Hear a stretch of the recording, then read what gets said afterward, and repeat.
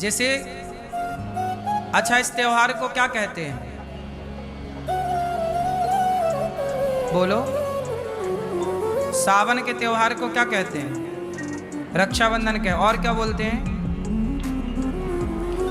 इस त्योहार का एक नाम और है, जो मूल नाम वही है। रक्षाबंधन तो बाद में पड़ा। रक्षाबंधन तो जब माता लक्ष्मी ने राजूज, और भैया दूज तो वैसे दीपावली के बाद वाली को भैया दूज कहते हैं, इसे भैया दूज नहीं बोलते, इसे तो रक्षाबंधन कहते हैं। लेकिन रक्षाबंधन के पहले इस त्योहार का नाम क्या था, ये पूछ रहे हैं आपसे। देखो जरा, हम अपनी संस्कृति को भूलते जा रहे हैं कि नहीं? और हम अपनी संस्कृति को हम याद दिलाएं तो कुछ लोग विरोध करें, पर इसका त्योहार का नाम है श्रावणी। क्या नाम है? क्या नाम है? श्रावणी। क्या त्योहार है? हमारे भारत में सनातन धर्म के मूल 4 त्योहार हैं। मुख्य त्योहार कितने हैं? कौन कौन से? श्रावणी एक, जो श्रावण की पूर्णिमा है, श्रावणी। दूसरा दशहरा। क्या? दशहरा। तीसरा दीपावली। और चौथा होली। ये 4 त्योहार मुख्य हैं। बाकी तो हमारे भारत में हर 15 दिन में कोई ना कोई त्योहार बना ही रहता है, पर मुख्य रूप से ये 4 त्योहार हैं। क्योंकि हमारे यहाँ वर्ण 4 हैं, ब्राह्मण, क्षत्रिय, वैश्य और शूद्र। तो चारों वर्णों के ये 4 त्योहार हैं, जो कि हम चारों मिलजुल के चारों को मनाते हैं। ब्राह्मणों का त्योहार है श्रावणी, क्षत्रियों का त्योहार है दशहरा, वैश्यों का त्योहार है दीपावली और शूद्रों का त्योहार है होली। पर हम चारों मिलके चारों त्योहारों को मनाते हैं।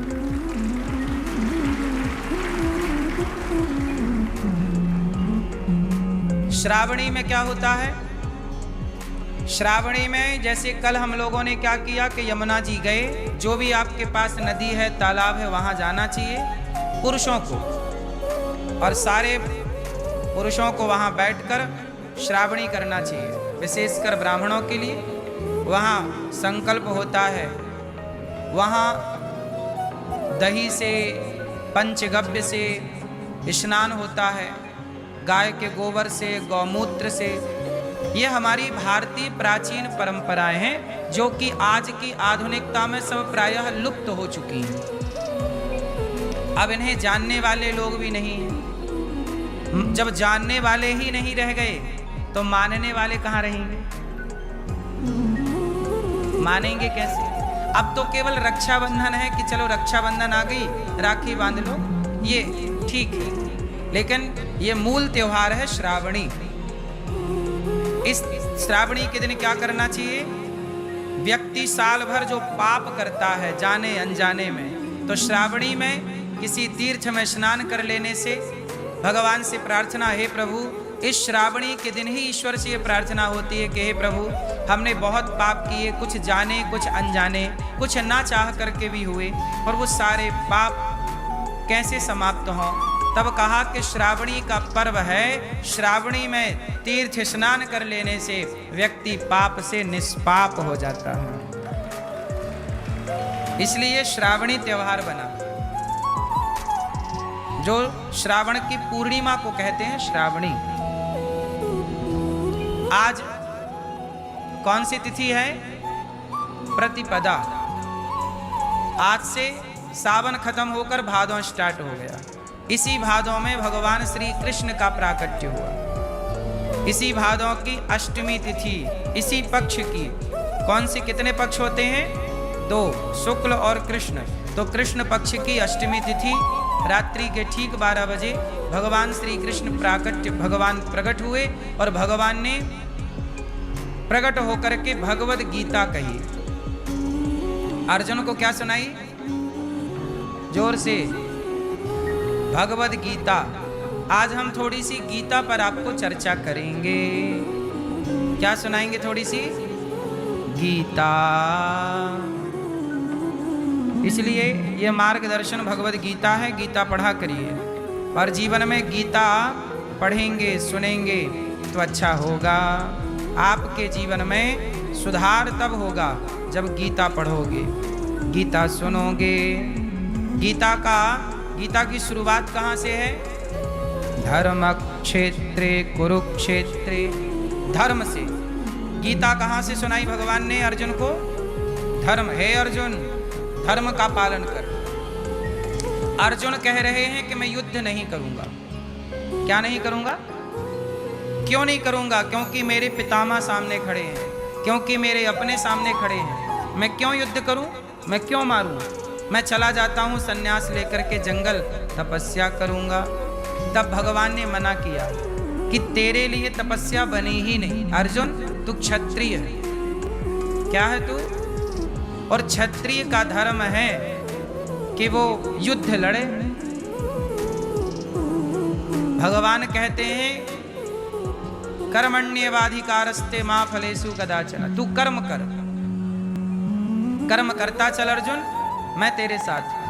भगवान किनका साथ देते हैं? जो व्यक्ति अपना कर्म करता चलता। इसलिए कहते हैं दोस्तों, मेरे भाइयों, मेरे नौजवान दोस्तों, कर्म करना ना भूलिएगा। जीत उसी की होती है जो कर्म करता।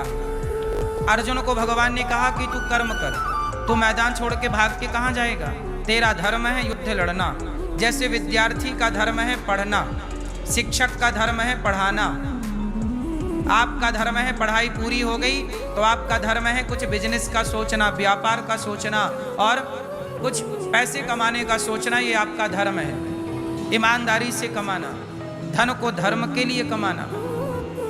तो आपका धर्म समय समय पर बदलता रहता है। शिक्षक का धर्म अलग है, विद्यार्थी का धर्म। जब आप शिक्षक बन जाएंगे तो आपका विद्यार्थी वाला धर्म नहीं रहेगा, फिर शिक्षक वाला हो जाएगा। तो कुल मिला के कहना है कि आपको कर्म करना चाहिए। कर्म करना अर्जुन को भगवान ने सिखाया।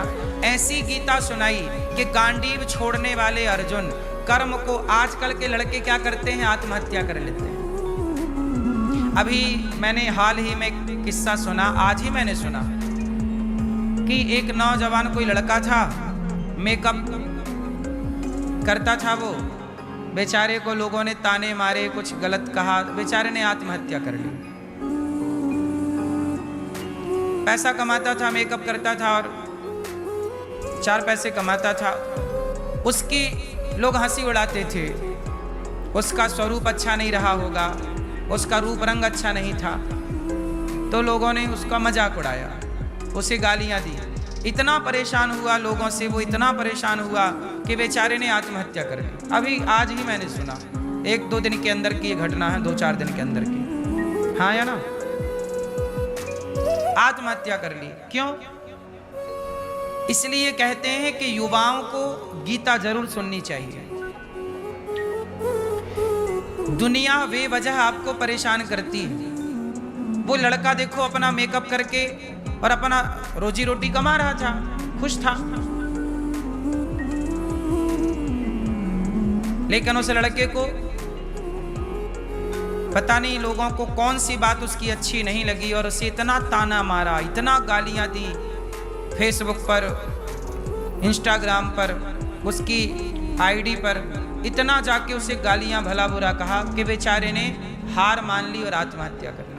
अब बताइए उसकी आत्महत्या का जिम्मेदार कौन है? उत्तर दो, बोलो मेरी माँ। वो समाज जिम्मेदार है जो केवल गाली देने बैठी है।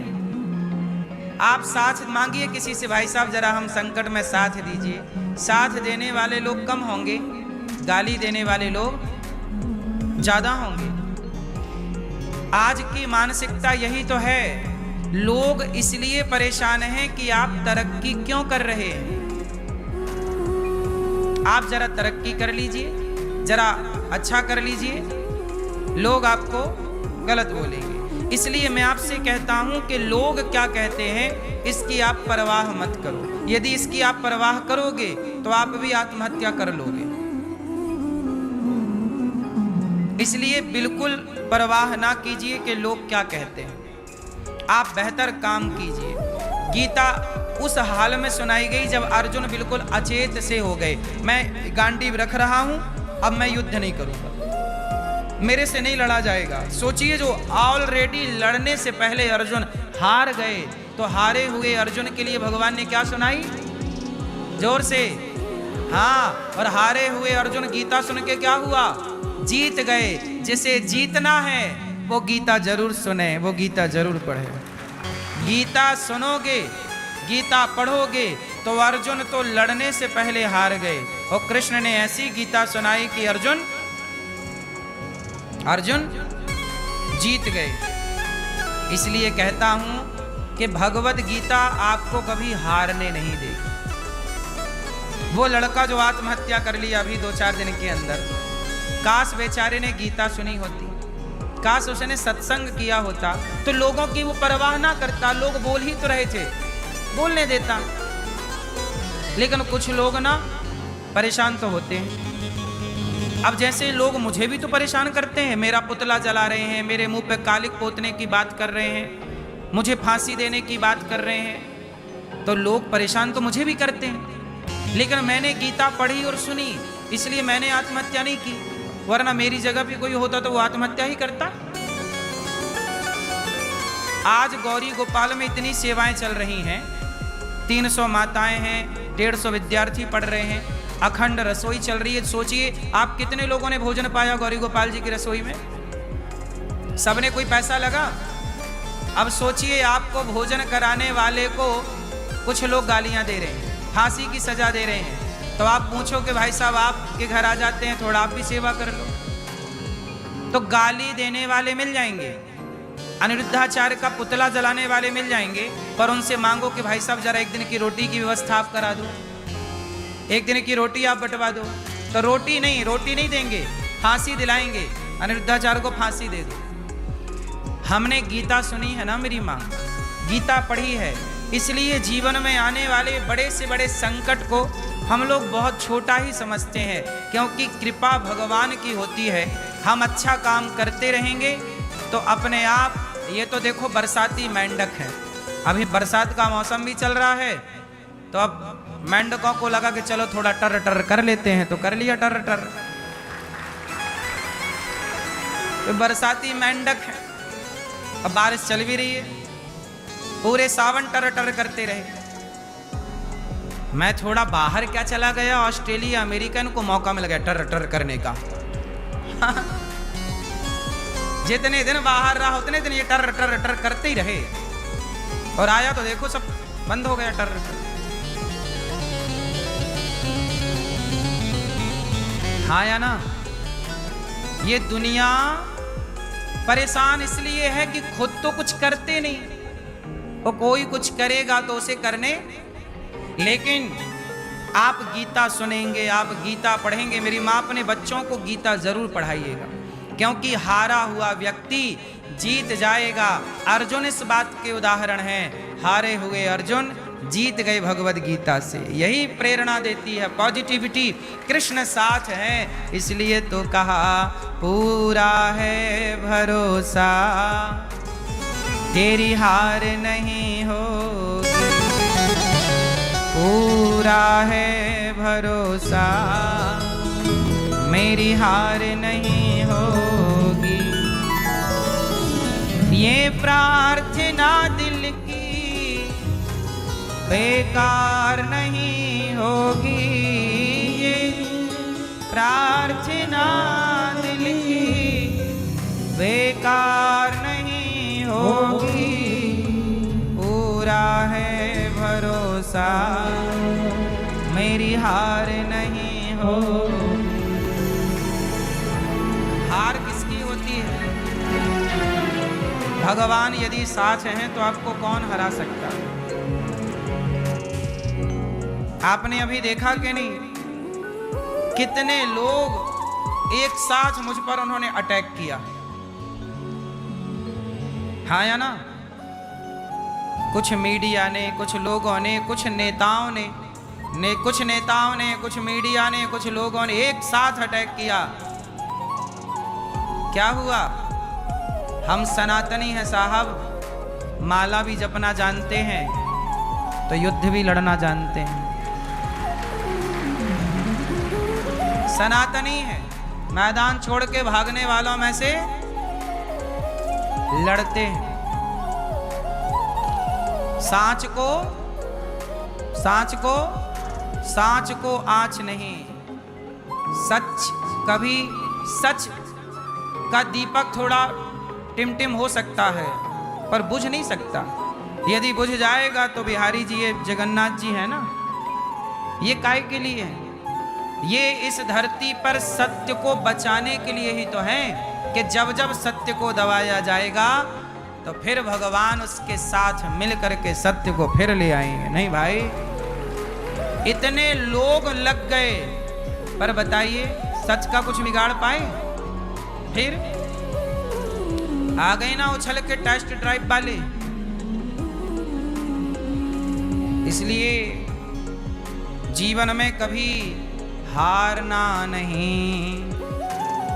कोई कितना भी आपको विचलित करे पर विचलित होने का, लड़ने का समय है। ये वक्त भी गुजर जाएगा।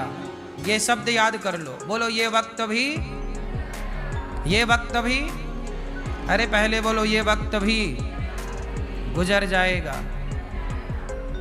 जीवन में जब एक राजा थे, बड़े परेशान थे, उनको चारों तरफ सेना ने घेर लिया। दूसरे राजाओं ने, एक राजा थे बहुत अच्छे, उनको चारों तरफ से घेर लिया।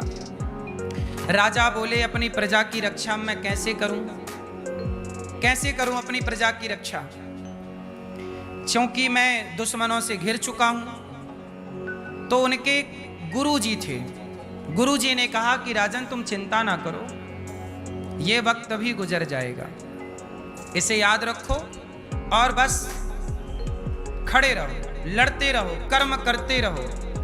अर्जुन को बाण चलाना नहीं आता। अर्जुन का नाम है गांडीव धारी। गांडीव धारण करते हैं ना। अर्जुन का नाम है पार्थ। अर्जुन का काम है लड़ना।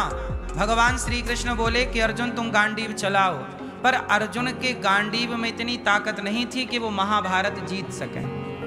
बताइए, अर्जुन की ताकत थी कि वो महाभारत। अर्जुन जंगल के भीलों से हार गए थे आखिरी में। पता है आपको अर्जुन किससे हार गए? बोलो जोर से।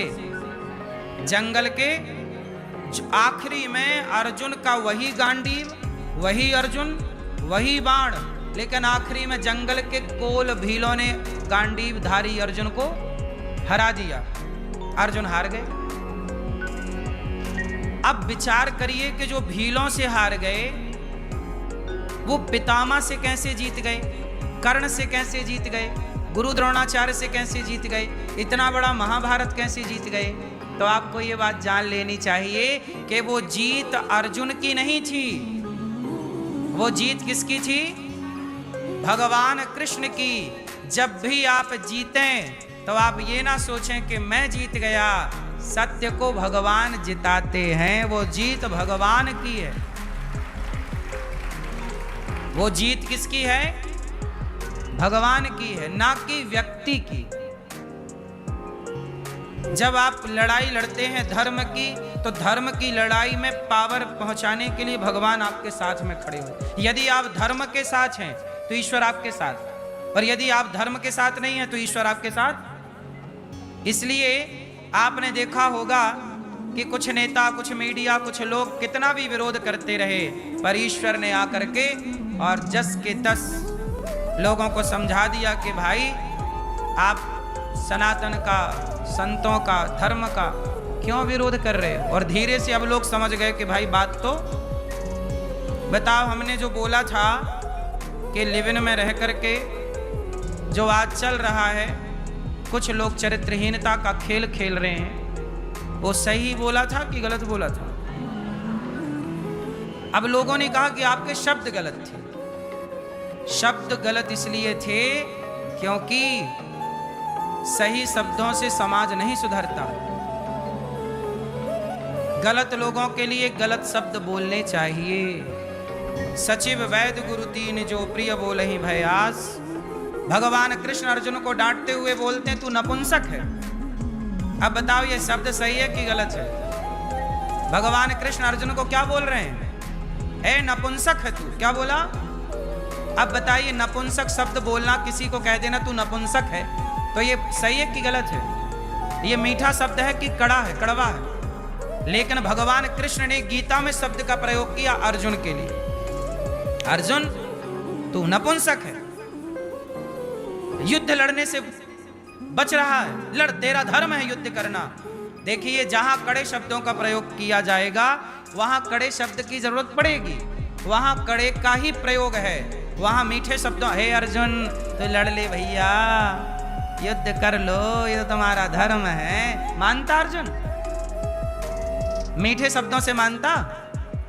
वहां किन शब्दों की जरूरत थी? कड़े शब्दों। कड़े शब्दों से बोलना चाहिए। तो जहां मीठे शब्द चाहिए वहां मीठा। जब बच्चा छोटा होता है तो माँ से प्यार से बेटा रोटी खा लो, बेटा यहां आओ, फिर वही बच्चा बड़ा, ए यहां चल। माँ के शब्द बदल गए कि नहीं? बोलो हाँ। फिर जिन गालों को माँ चूमती है, बच्चे को उठाती और गालों का चुम्बन करती है माँ, और जरूरत पड़ने पर उन्हीं गालों पर एक थप्पड़ चटाक। अब बताओ, ये माँ का व्यवहार एक सा है कि अलग अलग है?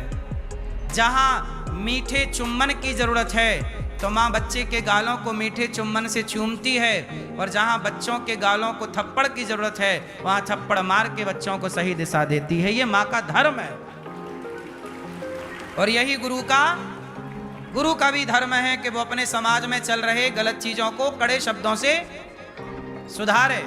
कड़े शब्दों का प्रयोग, कड़े शब्द ना बोलते तो ये सारे बिलबिला के कैसे निकलते?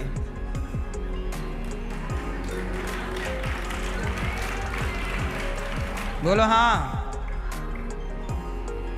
इसलिए मेरी मां भगवान श्री कृष्ण कहते हैं कि अर्जुन तू नपुंसक मत बन, उठा अपना गांडीव। और जब भगवान कृष्ण की शरण में अर्जुन गए, हे श्री कृष्ण मैं आपकी शरण में हूं, अब आप बताइए कि मैं क्या करूं? भगवान बोले कि तू एक काम कर कि अपना गांडीव उठा, तू चल भगवान से। तो अर्जुन ने कहा प्रभु मेरे कुछ सवाल हैं, उत्तर दीजिए, आप बताइए। अर्जुन ने कहा कि बताइए, अपने लोगों को मार देना धर्म है? मेरा दादा है, ये पितामह मेरे दादा है, पितामह है। अब ये पितामह को मार देना, पितामह भीष्म को सही है? अपने परिवारियों को, ये दुर्योधन मेरा सगा भाई है, मेरे ताऊ जी का बेटा है। ये दुर्योधन मेरे ताऊ जी का बेटा है, ये दुशासन मेरे ताऊ जी का बेटा है। अब बताओ प्रभु, क्या मैं इन लोगों को मार दूं? क्या ये धर्म होगा? तब भगवान कृष्ण बोले कि अर्जुन, क्षत्रिय का धर्म है, योद्धा का धर्म है केवल युद्ध करना। वो ये नहीं देखता कि ये मेरा अपना है कि पराया। यदि तू देश के लिए लड़ रहा है, राष्ट्र के लिए लड़ रहा है, तो तेरा धर्म है केवल आतंकवादियों को मारना। मार। योद्धा का एक ही धर्म होता है, उसे मारना। इसलिए तो अपने धर्म का पालन कर। अर्जुन ने उठाया गांडीव और मारना शुरू किया, लेकिन अर्जुन के गांडीव में इतनी ताकत नहीं थी कि वो पितामह भीष्म की छाती को छलनी कर पाए और भेद पाए। तब भगवान श्री कृष्ण के सुदर्शन चक्र ने अर्जुन का पूरा पूरा साथ दिया। और अर्जुन की गाड़ी स्वयं कौन चलाए? अर्जुन की गाड़ी कौन चलाए?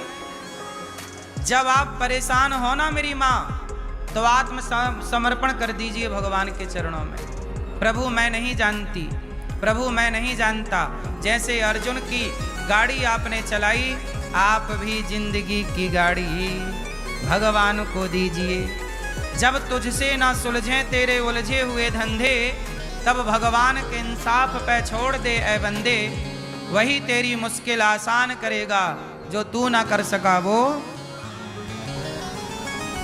जो आप नहीं कर सकते वो कौन करेगा? लेकिन आपको भगवान पर क्या होना चाहिए? हाँ, पूरा है भरोसा, मेरी हार नहीं होगी। ये प्रार्थना दिल की बेकार नहीं होगी। ये प्रार्थना दिल की बेकार नहीं होगी। पूरा है भरोसा, मेरी हार नहीं होगी। पूरा है भरोसा, मेरी हार नहीं होगी। सावरा जब तू मेरे साथ है, सावरा सर पे तेरा हाथ है।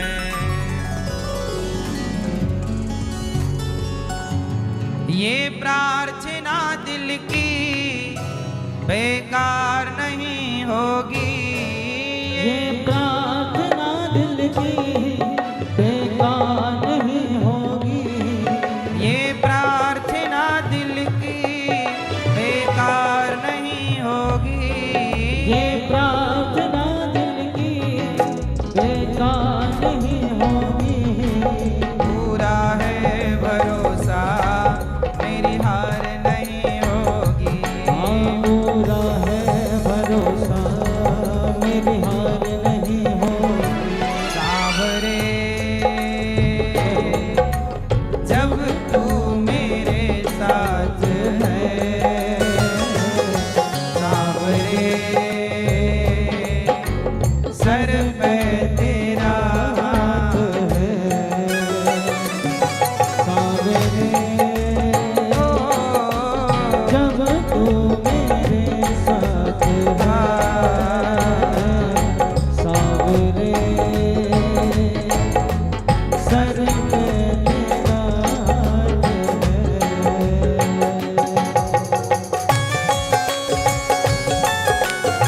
जय हो।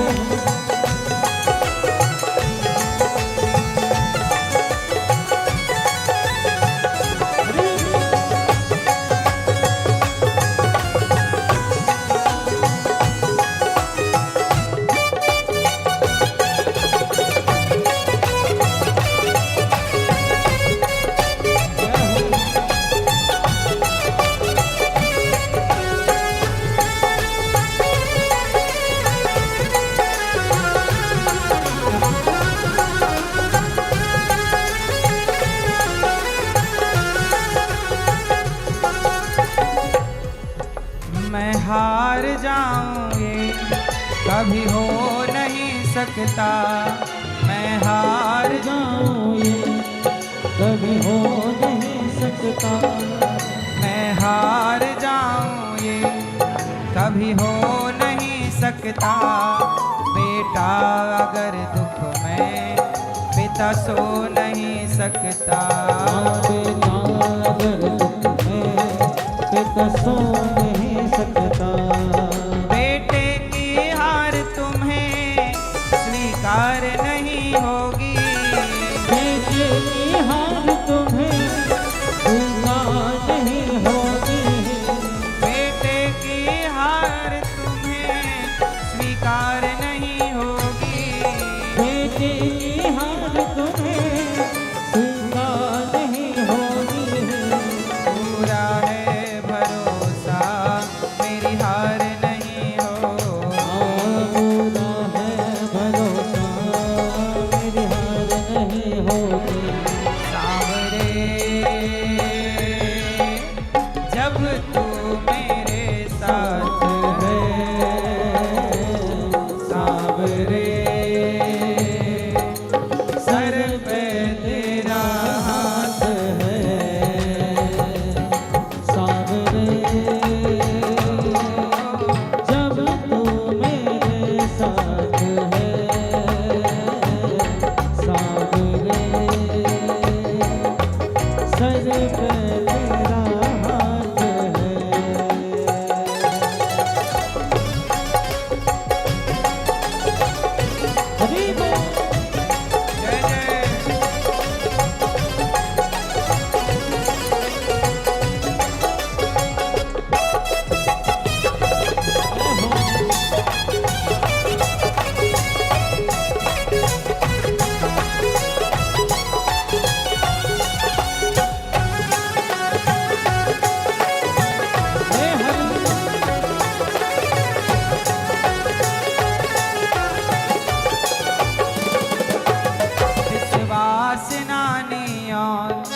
द्रौपदी का रंग लाया, बहना का भाई बन खुद सांवरा आया। बहना का भाई बन खुद सांवरा आया। भगवान विश्वास नानिया द्रौपदी का रंग लाया, बहना का भाई बन खुद सांवरा आया। बहना का भाई बन खुद सांवरा आया। इज्जत जमाने में शर्मसार नहीं होगी, इज्जत जमाने में शर्मसार नहीं होगी। इज्जत जमाने में शर्मसार नहीं होगी। इज्जत जमाने में शर्मसार नहीं होगी। पूरा है भरोसा मेरी हार नहीं होगी। पूरा है भरोसा मेरी हार नहीं होगी। सांवरे जब तू मेरे साथ है, सांवरे सर पे तेरा हाथ है, सांवरे जब तू मेरे साथ है, सांवरे सर पे तेरा हाथ है, सर पे तेरा हाथ है, हाँ सर पे तेरा हाथ है, सर पे तेरा हाथ है।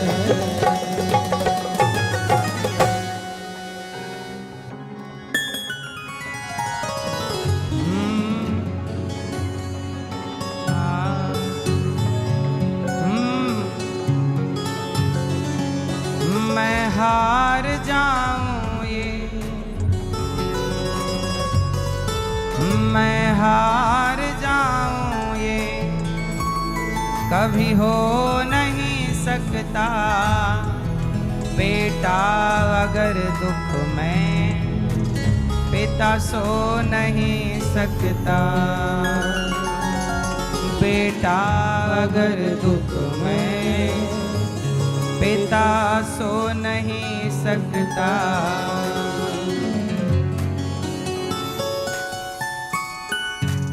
भगवान कभी अपने भक्त को हारने नहीं देते।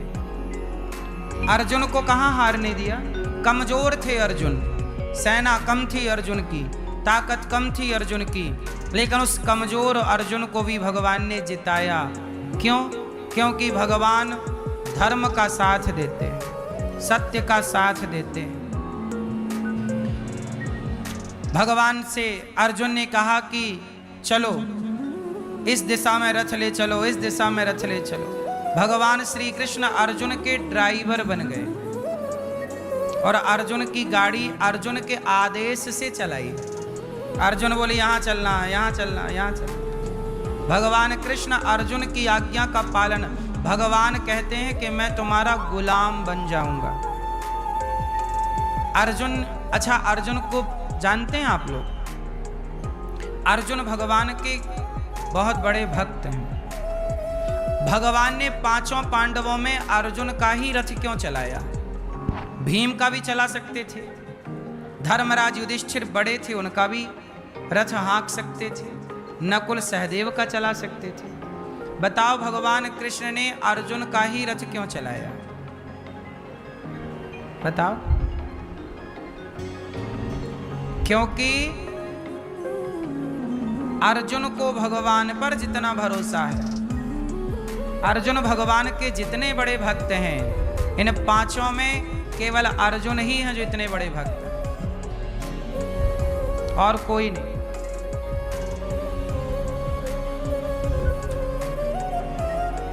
बात समझ में आई? अर्जुन इतने बड़े भक्त थे कि अर्जुन के बारे में एक बात मिलती है कि अर्जुन एक बार द्वारिका गए, तो द्वारिका अर्जुन का आना जाना था। एक दिन क्या हुआ कि अर्जुन द्वारिका में थे, थके हारे आए तो भगवान ने कहा अर्जुन थोड़ा विश्राम कर लो। तो अर्जुन बोले कि प्रभु मैं विश्राम करता हूँ, अभी मैं उठूंगा तो आपसे भेंट करूंगा। तो भगवान बोले तब तक हम भोजन की तैयारी कर रहे हैं, आप थोड़ा विश्राम कर लो, फिर अपन उठ के जब तुम उठ जाओगे तो साथ में भोजन करेंगे एक साथ। तो अर्जुन बिस्तर पर गए और अर्जुन का नियम था कि बिस्तर पर सोने से पहले श्री कृष्ण श्री कृष्ण श्री कृष्ण श्री कृष्ण श्री कृष्ण का जाप करते थे। अर्जुन रोज सोने से पहले क्या करते थे मेरी माँ? श्री कृष्ण का वो बिस्तर पर लेट जाते थे और कृष्ण कृष्ण कृष्ण कृष्ण जपते जपते उन्हें नींद आ जाती थी। और अर्जुन जब सो जाते थे तो अर्जुन इस तरह के भक्त थे जैसे सो जाने के बाद भी आपका दिल धड़कता रहता है कि बंद हो जाता है। सो जाने के बाद भी आपकी सांसें चलती रहती हैं। बोलो हाँ मैया। सो जाने के बाद आपकी सांसें चलती हैं कि नहीं? क्यों मैया? ओ पंचायती मैया, ओ मेरी माँ, सुनो, जब आप सो जाते हैं तो आपकी सांसें चलती हैं। उसी तरह अर्जुन का ऐसा अभ्यास था कि जब अर्जुन सो जाते थे तो भी वो कृष्ण कृष्ण चलता रहता था, लेकिन सो जाने के बाद मुंह नहीं बोलता था।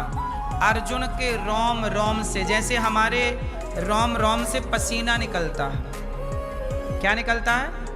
उसी तरह अर्जुन के रोम रोम से कृष्ण की ध्वनि निकलने लग गई।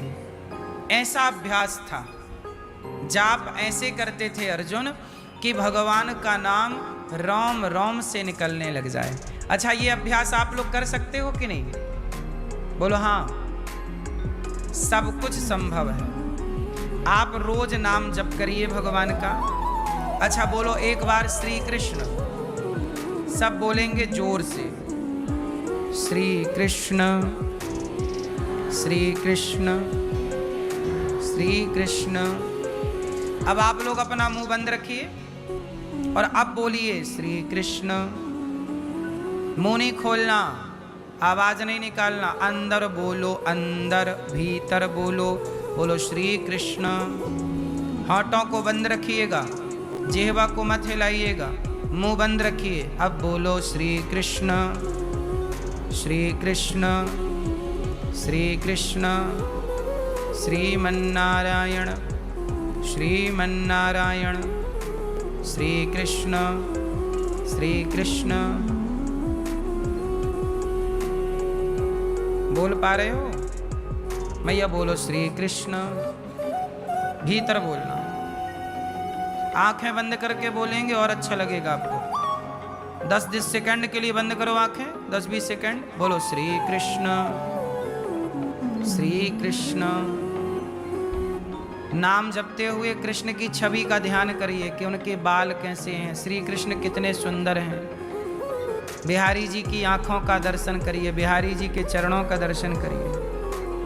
श्री कृष्ण श्री कृष्ण श्रीमन्नारायण। भगवान नारायण क्षीर सागर में लेटे हैं, लक्ष्मी जी चरण दबा रही हैं। आप भी पांव दबाइए, भाव बनाइए, मेजन करिए, श्रीमन्नारायण। ठीक है, आ जाओ बाहर, बताओ। एक होता है श्री कृष्ण, बाहर से बोल दिया श्री कृष्ण, ये तो बाहर का। एक होता है भीतर। अभी आप में से लोगों ने भीतर बोला कि नहीं? तो भीतर बोलना सरल लगा आपको कि बाहर बोलना सरल लगा? श्री कृष्ण ये सरल है कि भीतर बोलना? कौन सा सरल है? बोलो, सरल कौन सा है? सरल है बाहर वाला श्री कृष्ण। अब सरल इतना सरल है, आप यहां देख रहे हैं श्री कृष्ण श्री कृष्ण श्री कृष्ण श्री कृष्ण श्री कृष्ण श्री कृष्ण, कहीं भी देख के श्री, लेकिन आप कहीं भी देख के भीतर नहीं बोल सकते। आप कहीं भी देख के बोलो, कठिन लगेगा। लेकिन जब आप आंख बंद करके ध्यान करके बोलेंगे तो आसान होगा। तो बाहर का जाप सरल है, भीतर का जाप थोड़ा सा बोलो कठिन है। अच्छा, इससे भी कठिन एक जाप और है। अभी आप लोगों ने जो जाप किया वो कहां से किया? अभी आपने जो अंदर जपा वो कहां से जपा? बोलो।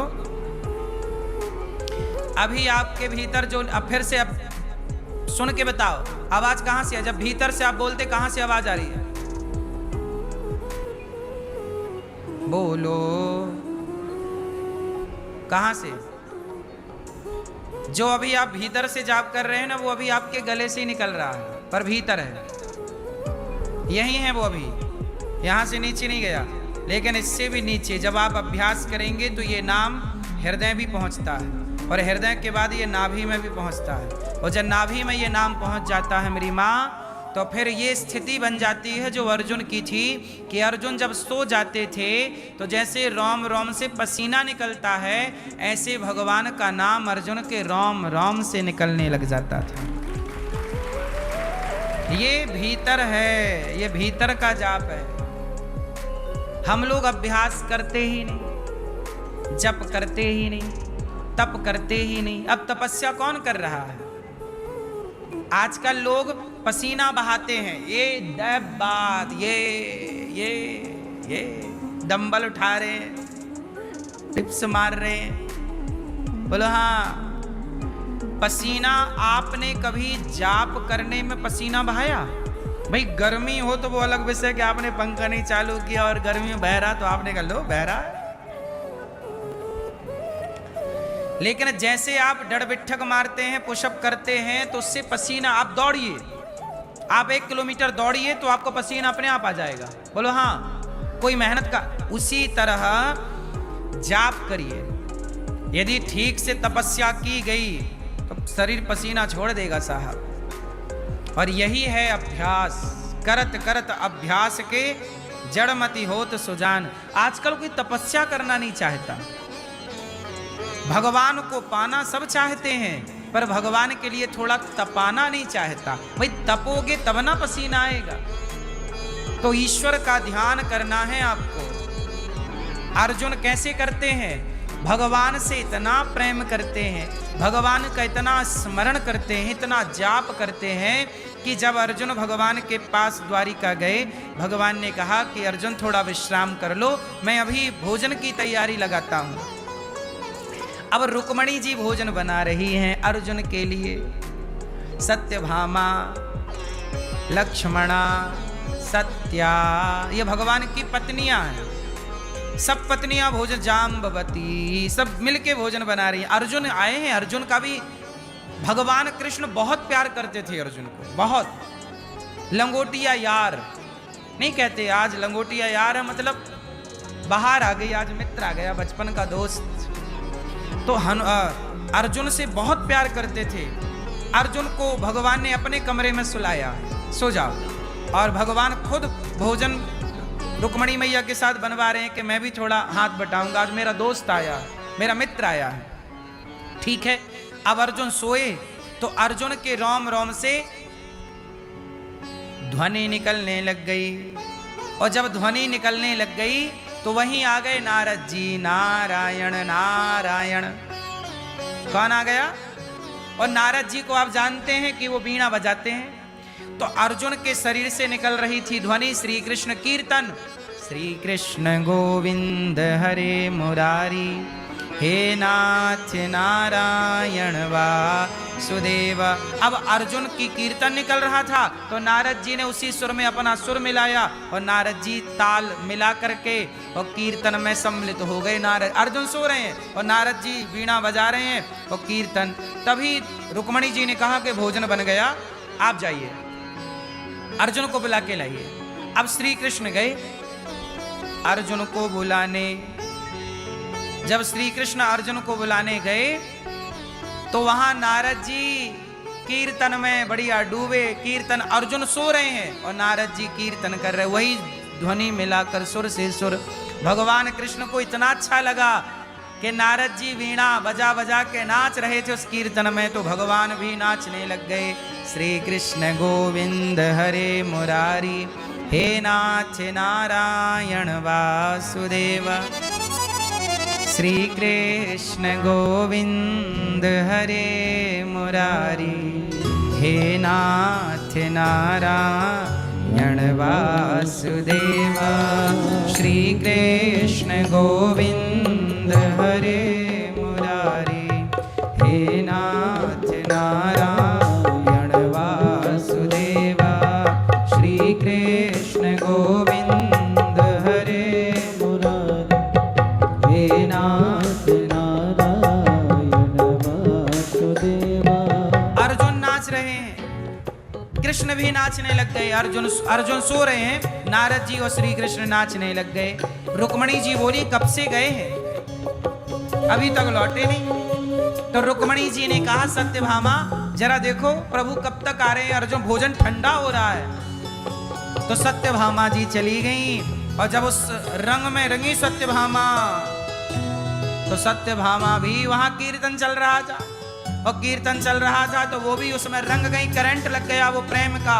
और सत्यभामा भी श्री कृष्ण गोविंद हरे मुरारी, हे नाथ नारायण श्री कृष्ण गोविंद हरे मुरारी, हे नाथ नारायण वासुदेव। सत्यभामा नृत्य करने लग गई, नाचने लग गई, और अब तो कीर्तन जोर पकड़ लिया, सब कीर्तन करने लग गए। तभी लक्ष्मणा जी को भेजा कि भाई ये सत्यभामा नहीं लौटी। तो भगवान श्री कृष्ण की एक और पत्नी है लक्ष्मणा। रुक्मणी अम्बा ने कहा भोजन ठंडा हुआ जा रहा है, जरा जाओ लक्ष्मणा देखो ये जो जा रहा है लौट ही नहीं रहा है। अब वो कमरे में भीड़ लग गई, जो जाए वो सब कहने लग जाए श्री कृष्ण गोविंद हरे मुरारी, हे नाथ नारायण वासुदेव। श्री कृष्ण गोविंद हरे मुरारी, हे नाथ नारायण वासुदेव। श्री कृष्ण गोविंद हरे मुरारी, हे नाथ नारायण वासुदेवा। अब जब सारी पत्नियां भगवान की जो जा रहा है सब कीर्तन में, वहां अर्जुन सो रहे हैं और अर्जुन की परिक्रमा लग रही है, भगवान कृष्ण नारद जी परिक्रमा लगा रहे हैं कीर्तन करते हुए सब। तब रुक्मणी जी को लगा भाई क्या चल रहा, भोजन ठंडा हो गया, लौट ही नहीं रहा कोई। अब रुक्मणी जी गई, और जैसे ही गई तो देखा कमरे के अंदर अर्जुन सो रहे हैं और सब कीर्तन कर रहे हैं। तो रुक्मणी जी को लगा कि वो भी जरा जाएं और जरा रोकें। तो जैसे ही श्री कृष्ण को छुआ तो ऐसा कोरोना वाले को छू लिया तो कोरोना हो गया, अरे भक्ति और प्रेम वाले को छू लिया तो रुक्मणी जी भी। श्री कृष्ण गोविंद हरे मुरारी, हे नाथ नारायण वासुदेवा। श्री कृष्ण गोविंद हरे मुरारी, हे नाथ नारायण वासुदेवा। श्री कृष्ण गोविंद हरे मुरारी, हे नाथ नारायण वासुदेवा। श्री कृष्ण गोविंद हरे मुरारी, हे नाथ नारायण वासुदेवा। श्री कृष्ण गोविंद हरे मुरारी, अरे भैया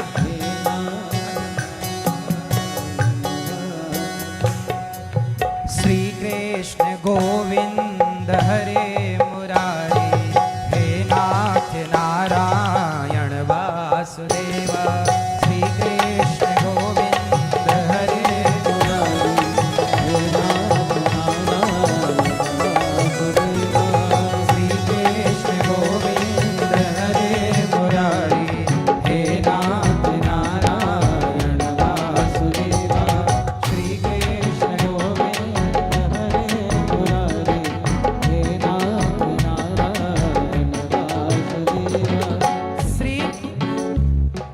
अब सब कृष्ण कृष्ण जप रहे हैं तो अर्जुन की नींद खुल गई। अर्जुन की नींद खुली और जैसे ही अर्जुन की नींद खुली तो कीर्तन हो गया बंद। अर्जुन की नींद क्या हो गई? शोर हो गया, सब कीर्तन करने लग गए तो अर्जुन की नींद क्या हो गई? और जैसे ही अर्जुन की नींद खुली तो अर्जुन बैठ गए और देखे सब अर्जुन की परिक्रमा कर रहे हैं और अर्जुन की परिक्रमा करे रुक्मणी जी, सत्यभामा, लक्ष्मणा, सत्या, नारद जी, श्री कृष्ण। अर्जुन बोले हे प्रभु। अब अर्जुन ने भगवान श्री कृष्ण का पकड़ा हाथ और बिठाया, यहां बैठो। प्रभु ये बताओ काहे नाच रहे हो, हमें बताओ हम भी नाचे। अब जैसे ही अर्जुन की नींद खुली भगवान श्री कृष्ण बोले अर्जुन अभी एक ध्वनि निकल रही थी वो बंद हो गई और जैसे ही बंद हुई तो सब जहां की तहां खड़े। बोले ध्वनि कहां से आ रही थी? तब नारद जी ने कहा प्रभु अर्जुन इतना प्रेम करते हैं आपसे कि ये जागते समय तो आपका नाम जपते हैं पर सोते समय भी अर्जुन भगवान का नाम जपते हैं। इतने बड़े भक्त हैं अर्जुन। अर्जुन के रोम रोम से केवल कृष्ण कृष्ण निकलता है, इसलिए अर्जुन की ही भगवान ने गाड़ी चलाई। रथ किसका चलाया? किसका चलाया? अर्जुन का। अच्छा अर्जुन कौन है? आप सब अर्जुन हैं। आप सब कौन हैं? अर्जुन जिस रथ पर बैठे थे उस रथ पर कितने घोड़े थे?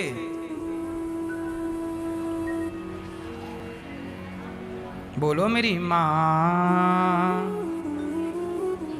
कितने घोड़े? अर्जुन जिस रथ पर हैं उस रथ पर घोड़े हैं। भगवान श्री कृष्ण जो रथ चला रहे हैं घोड़े हैं 10। कितने घोड़े? हमारी इंद्रियां कितनी हैं? हमारी इंद्रियां हैं 10। 5 ज्ञानेंद्री, 5 कर्मेंद्री। इन 5 ज्ञान 5 कर्म को मिलाओ तो 10 होता है और 10 इंद्रियों को कौन चला रहा है? भगवान चला रहे। मतलब घोड़ा रथ कौन चला रहा है? आप ये समझिए कि आंख जो देख रही है, कान जो सुन रहा है, ये समझिए कि परमात्मा बिल्कुल आंख और कान के पास है। इसलिए आंखों से वही देखिए जो देखने योग्य है, कान से वही सुनिए जो सुनने, क्योंकि आप पर पूरी पूरी नजर ईश्वर की है कि आप क्या देख रहे हैं, क्या सुन रहे हैं, क्या बोल रहे हैं। इसलिए ईश्वर की पैनी नजर है आप पर।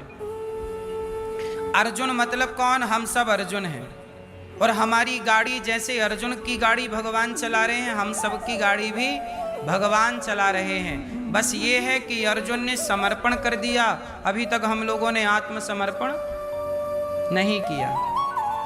और जब आप आत्मसमर्पण कर देंगे तो भगवान श्री कृष्ण आपकी भी गाड़ी चलाएंगे। अच्छा ये बताओ, अर्जुन को भी महाभारत जीतने के बाद अर्जुन को भी घमंड आ गया कि मैंने महाभारत जीता। किसने जीता महाभारत? मैंने।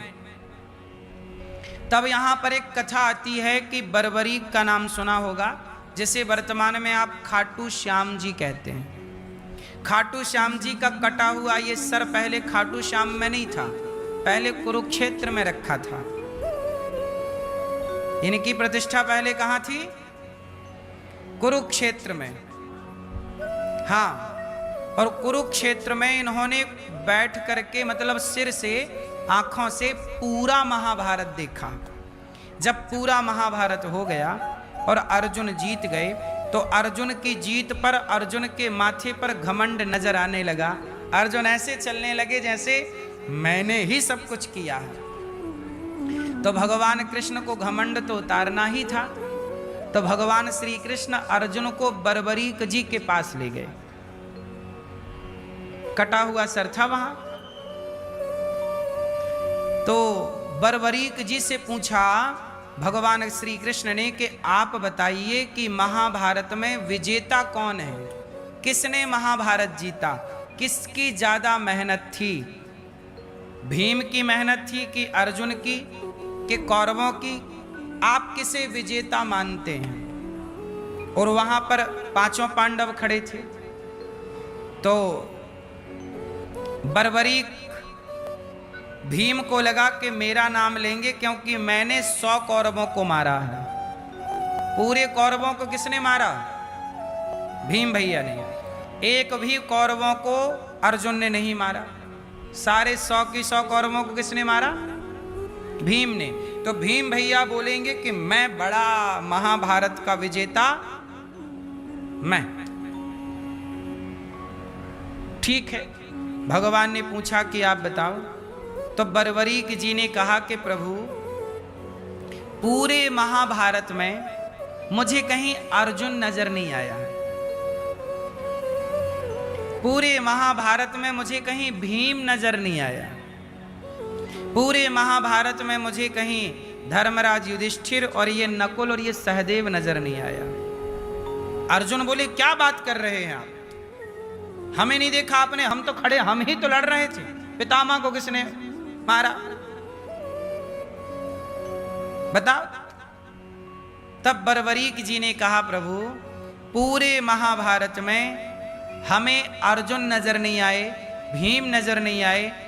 तो भगवान कृष्ण बोले कि आपको नजर क्या आया? तो बोले कि हे प्रभु, बर्बरीक जी बोले कि हे श्री कृष्ण, पूरे महाभारत में हमें केवल आप नजर आए, और आपसे भी ज्यादा आपका सुदर्शन चक्र नजर आया। अब अर्जुन का सिर हो गया नीचे। अर्जुन को इस बात का घमंड हो गया कि मैंने युद्ध जीता है। लेकिन अर्जुन ये भूल गए कि जब आप युद्ध लड़ रहे थे तो आपके बाणों में इतनी ताकत नहीं थी कि वो पितामह की छाती भेद सकें। उन बाणों को ताकत अर्जुन श्री कृष्ण का सुदर्शन चक्र दे रहा था, और सुदर्शन चक्र की ताकत से पितामह के शरीर में वो बाण घुस रहे थे। पूरा महाभारत आपको क्या लगता है कि अर्जुन तो केवल पुतली है। सच बताएं मेरी माँ, कोई कितना भी कहे कि मैंने किया, मैं बार बार एक बात कहता हूं कि कोई भी कुछ नहीं करता। हम सबसे भगवान वही कराते हैं जो भगवान को कराना होता है। हम केवल नाचते हैं, नचाने वाला पर्दे के पीछे है। आपको यही लगता है हम कर रहे हैं, हम। इस घमंड से अर्जुन नीचे उतर आए, और बर्बरीक की जब ये प्यारी सी बात सुनी, सच बात सुनी, तो भगवान ने बर्बरीक से कहा, पुत्र बर्बरीक, मांगो, तुम कुछ मांग लो। तुमने एक ही बाण से पूरे महाभारत को जीतने की बात कही, इसलिए मैंने तुम्हारा सिर काट दिया, क्योंकि तुम एक बाण से यदि सारे महाभारत को जीत लेते तो मेरा जो उद्देश्य था वो अधूरा रह जाता। क्योंकि एक ही बाण से पूरा युद्ध यदि बर्बरीक जी जीत जाते, तो पहले तो ये देखो कि बर्बरीक साथ किसका दे रहे थे। तो बर्बरीक जी बोले कि जो पक्ष हार जाएगा मैं उसका। तो भगवान कृष्ण को पता था कि दुर्योधन का पक्ष हारेगा, क्योंकि वो अधर्म है। तो भगवान को लगा कि फिर बर्बरीक दुर्योधन का साथ देंगे, और दुर्योधन का साथ देंगे इसका मतलब पांडव मारे जाएंगे, धर्म मारा जाएगा। इसलिए भगवान ने बर्बरीक का सिर काट दिया, और सिर काट के उसे जीवित रखा कि तुम यहाँ बैठो, पूरा महाभारत देखो। और बर्बरीक ने बाद में यही कहा कि प्रभु, मैं आपके हाथों से मरना ही चाहता था, लेकिन भगवान बोले चिंता ना करो, मैंने सिर भले काट दिया है तुम्हारा, पर मैं तुम्हें मरने नहीं दूंगा। अब तुमने पूरा महाभारत देखा है, जाओ, अब मैं आपको अपना नाम देता हूं। अब तुम्हें कोई बर्बरीक ना कहेगा, मेरा एक नाम है श्याम। क्या नाम है? श्याम। जाओ, आज से तुम खाटू नाम की एक जगह है, वहां पर रहो, और वहां पर रहोगे तो मेरे नाम से तुम्हारा नाम जुड़ेगा और तुम कलयुग में पूजे जाओगे। तुमने धर्म के लिए, तुमने मेरी उपासना की, मेरे से मृत्यु चाहिए। मैं अपने भक्त को कभी मारता नहीं हूं, मैं अपने भक्त को अमर कर देता हूं। तुम्हें लोग मेरे ही नाम से जानेंगे, खाटू श्याम के नाम से। तो भगवान श्री कृष्ण ने अपना नाम देकर के उन्हें खाटू श्याम में विराजित किया। तो भगवान श्री कृष्ण ही अपना नाम और अपनी ताकत देकर के उन्हें बिठाए, जिन्हें वर्तमान में आप खाटू नरेश कहते हैं। बोले खाटू नरेश की। तो इस तरह से महाभारत में अर्जुन का अभिमान समाप्त हुआ। अर्जुन के अभिमान को खाटू श्याम जी ने, बर्बरीक जी ने समाप्त किया। अच्छा, अब पूरा महाभारत हो गया और गीता का आखिरी श्लोक आ गया। गीता का आखिरी श्लोक भगवान कृष्ण कह रहे, सब बोलो मेरे संग, सर्वधर्मान परित्यज्य सर्वधर्मान् परित्यज्य मामेकं शरणं व्रज, अहं त्वा सर्वपापेभ्यो मोक्षयिष्यामि मा शुचः। सब बोलो, आलसी ना बनो, बोलो सर्व धर्मान परित्यज्य मामेकं शरणं व्रज, अहं त्वा सर्व पापेभ्यो मोक्षयिष्यामि मा शुचः। सर्वधर्मान् परित्यज्य मामेकं शरणं व्रज, अहं त्वा सर्व पापेभ्यो मोक्षयिष्यामि मा शुचः। सर्व भगवान श्री कृष्ण की ये अंतिम वाणी है। पूरी गीता सुनाने के बाद अष्टांग योग और सांख्य योग और ज्ञान योग, भक्ति योग, सबकी बात कहने के बाद भगवान श्री कृष्ण आखिरी में जो बात कहते हैं वो बहुत सुनने योग्य है। भगवान कहते हैं कि हे अर्जुन, सर्वधर्मान परित्यज्य, तो एक काम कर अर्जुन, सब छोड़। सब छोड़ने का मतलब क्या है मेरी माँ? छोड़ने का मतलब ये नहीं कि तुम काम छोड़ लो, पत्नी छोड़ दो, पति छोड़ दो, परिवार छोड़ दो, ऐसा नहीं। छोड़ने का तात्पर्य है सर्वधर्मान, सब कुछ छोड़ने का अर्थ है कि जो लौकिक काम है, व्यवहार, सब छोड़, काम करते हुए और मामेकं शरणं, मेरी शरण में आ। जो भक्त भगवान की शरण में चला जाता है वो कितना भी बड़ा पापी हो, वो कितना भी बड़ा पापी हो, मोक्षयिष्यामि मा शुचः, वो मोक्ष का अधिकारी हो जाता है। अच्छा, आप लोगों से मेरा एक छोटा सा सवाल है, बताइए इस धरती का अंतिम सत्य क्या है? आप सबसे सवाल, इस धरती में अंतिम सत्य क्या है? क्या है?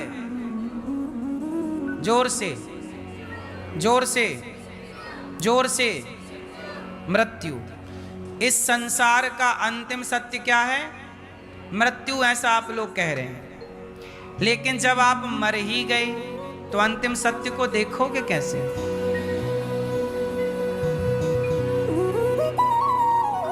इसलिए अंतिम सत्य मृत्यु नहीं है, मृत्यु भी अंतिम सत्य है। खारिज नहीं कर रहा हूं इसे, लेकिन मैं जिस अंतिम सत्य की बात कर रहा हूं वो मृत्यु नहीं है। चलिए आगे बढ़िए। अंतिम सत्य क्या है इस सृष्टि का? है क्या? समुद्र।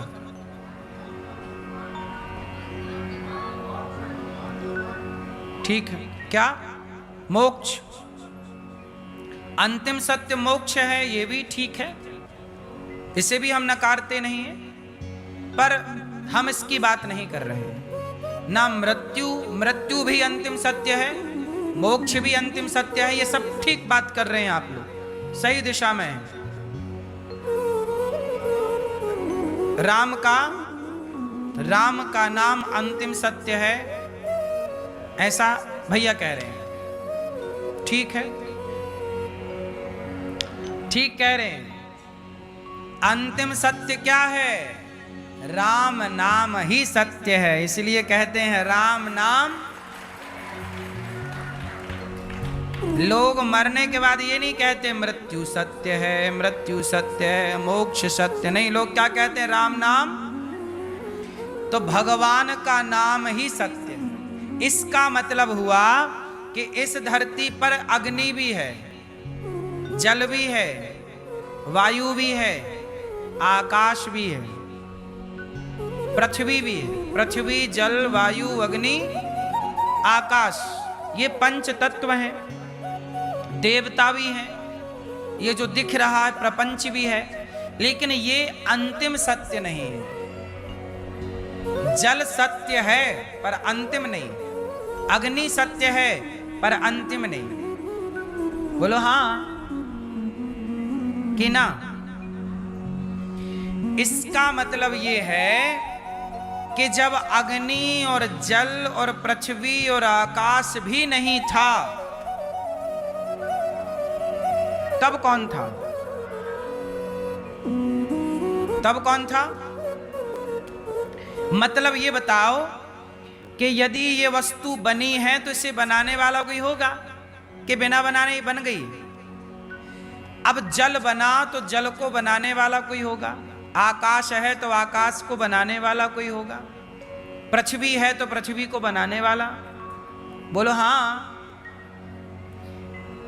अब अग्नि है तो अग्नि में ताकत है, अग्नि में दाहकत्व है ना, कि जल, अग्नि में हाथ डालो तो जल जाएगा।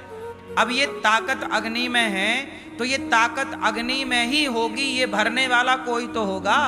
जल में शीतलता है तो ये गुण, यदि जल में गुण है तो जल को गुण देने वाला कोई तो रहा होगा। बोलो हाँ। आकाश में यदि शब्द है तो आकाश को शब्द देने वाला कोई तो होगा। इसका मतलब है कि जो पांचों तत्व से सृष्टि बनती है, इन पांचों तत्वों को मैनेज करने वाला जो है, उस मैनेज करने वाले का नाम ही परमात्मा है, उन्हीं का नाम ईश्वर है, उन्हीं का नाम राम है, उन्हीं का नाम नारायण और कृष्ण है। तो अंतिम सत्य कौन है? अंतिम सत्य ईश्वर सत्य है, सत्य ही शिव है, शिव ही सुंदर है। सत्यम शिवम सुंदरम हो, सत्यम शिवम सुंदरम। तो बताइए आखिरी सत्य क्या है? जोर से, जोर से मेरी माँ। ईश्वर ही सत्य है, परमात्मा ही। इसलिए कहता हूं कि आप कितना भी प्रपंच में पढ़ लो, आप लोगों को लगता होगा, मेरी मां पता है ये संसार बहुत बड़ा है। अमेरिका में एक जगह ऐसी है, अभी हम अमेरिका गए ना कथा सुनाने, तो अमेरिका में एक जगह ऐसी है जहां 6 महीने तक दिन ही दिन रहता है। क्या रहता है? शायद उस जगह का नाम है अलास्का, शायद, कंफर्म आप कर लीजिए। अमेरिका में एक जगह ऐसी है जहां क्या रहता है मेरी माँ? दिन ही दिन रहता है 6 महीने तक। बोलो हाँ। और दुनिया में ऐसी एक जगह भी है जिसे उत्तरी ध्रुव और दक्षिणी ध्रुव हम लोगों ने पढ़ा था कि 6 महीने दिन रहता है तो कहीं 6 महीने रात भी रहती है। बोलो हाँ। तो मेरी माँ, ये संसार बड़ा विचित्र है। पता है आज कौन सी तारीख है यहाँ? आज कौन सी तारीख है यहाँ? कौन सी? 27, 10। हाँ आज 10 तारीख है। सोचिए भारत में आज 10 तारीख है ना, तो अमेरिका में आज 9 तारीख है अभी। वहां पे अभी कौन सी तारीख है? 9 तारीख है। यहां अभी दिन के यदि 4:30 बज रहे हैं तो वहां रात के लगभग 4 बज रहे होंगे। सोचिए, तारीख कम है वहां। यहां यदि 10 तारीख है तो वहां 9 है। ईश्वर की बनाई सृष्टि कितनी बड़ी है मेरी मां, कितना विचित्र संसार है।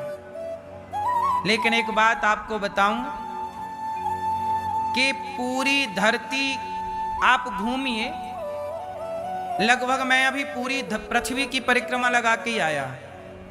यहां से ऑस्ट्रेलिया गया, फिर ऑस्ट्रेलिया से अमेरिका, फिर अमेरिका से आते समय स्पेन, फिर स्पेन से भारत।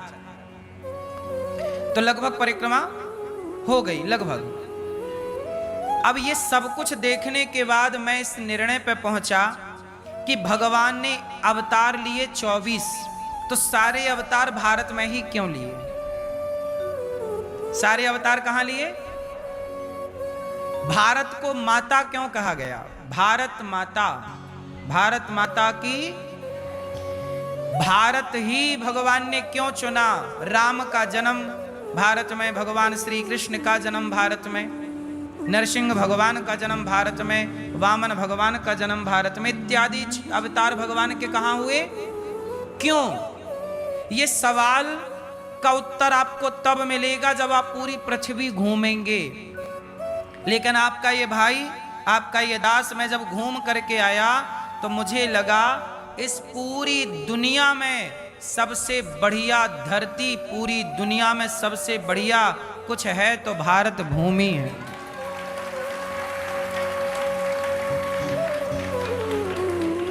सच बताएं मेरी मां, भारत से अच्छा कुछ नहीं है। अमेरिका एक तरह का जेल है। कमाओ खाओ, कमाओ खाओ, कमाओ खाओ, कुछ भी नहीं है। ना वहाँ इंसानियत है। जो अपने भारतीय लोग हैं वो तो बढ़िया हैं, अपनी संस्कृति और संस्कारों को अमेरिका और दुनिया के किसी भी कोने में भारतीय हैं तो उन्होंने तो बेचारों ने अपने भारतीय, तो अपनी संस्कृति को उन्होंने मंदिर भी बना रखे हैं अपने भारतीयों ने। अमेरिका में और दुनिया के हर देश में भारतीयों ने पूरी परंपराएं बचा रखी। लेकिन जो मेरी माँ वहाँ की आधुनिकता है ना, बहुत अच्छी नहीं है। वहाँ की मिट्टी में ऐसी पॉजिटिविटी नहीं है, सकारात्मकता नहीं है, ऐसे प्यार प्रेम नहीं है वहाँ। वहाँ किसी से कोई बात भी नहीं करता। वहाँ घर ही घर दिखेंगे पर किसी भी घर में कोई भी आपको व्यक्ति नजर नहीं आएगा। सुबह 6 बजे से लेकर रात्रि के 6 बजे तक लोग केवल काम करते हैं। वहां पति पत्नी दोनों काम करते हैं। महंगाई इतनी है कि काम ना करें तो वहां का जीवन चल ही नहीं सकता, इतनी महंगाई है। अब ये समझिए कि 1 दर्जन केला लगभग वहां 800 रुपए का है। डॉलर में काम होता है, बोलो हाँ। वहां न पीपल का पेड़ मुझे नजर आया, ना नीम का पेड़ नजर आया, ना वहां अपनी इस तरह से तुलसी नजर आती। पर जीवन है, ठीक है। वहां की परंपराओं में कुछ भी, परंपराओं के नाम पे कुछ भी नहीं है। परंपराओं के नाम पे क्या है? कुछ भी नहीं। सामान्य भाषा में कहें तो केवल है नग्नता, इसके सिवा। मैया पता है वहां पे बीफ मिलता है, मांस, गौमांस। कौन सा मांस खाया जाता है? आपको, आपके लिए बताऊं जानकारी के लिए, पूरी दुनिया में आज गौमांस खाया जाता है, पूरी दुनिया में। वहां के ब्रेड खाने योग्य नहीं है क्योंकि उन ब्रेडों में अंडे का और ना जाने किस किस का प्रयोग है। हम लोग कितने दिन अधिक से अधिक फल खाकर ही, और जो अपने भारतीय थे हम तो वहां थे अपने लोगों के बीच में मंदिरों में, तो वहां दाल रोटी मिल जाती थी। लेकिन मेरी माँ, वहां के खाने का कोई धर्म नहीं है। आप यदि पढ़े ना तो आप जो खा रहे हैं हो सकता है वो मांसाहारी हो चीज, हाँ या ना। बीफ तो वहां फ्लाइट, जब हम फ्लाइटों से गए तो वहां पे कागज पड़ा था फ्लाइट में, तो उसमें मेन्यू रहता है कि आप क्या क्या खाएंगे फ्लाइट के अंदर, तो उसमें बीफ का भी ऑप्शन था। बीफ समझते हैं ना भैया, बीफ बोला जाता है गौमांस को। किसे बोला जाता है? सोचिए, मुझे बड़ा आश्चर्य हुआ कि भाई दुनिया में लोग गौमांस खा रहे हैं। अब आप बोलिए कि गौमांस, जो मांस खाए, कुत्तों वाला जो भोजन है, मांस कौन खाता है? कुत्ते, बिल्ली, शेर, यही लोग ना खाते हैं। हम इंसान हैं और हम इंसानों के लिए परमात्मा ने विशेष चीज बनाई है, विशेष फूड बनाया है, खाने के लिए बेहतर चीजें बनाई हैं। और वो सारी बेहतर चीजें पूरी दुनिया में यदि कहीं प्राप्त हो सकती हैं तो भारत में ही हो सकती हैं, संभव नहीं है।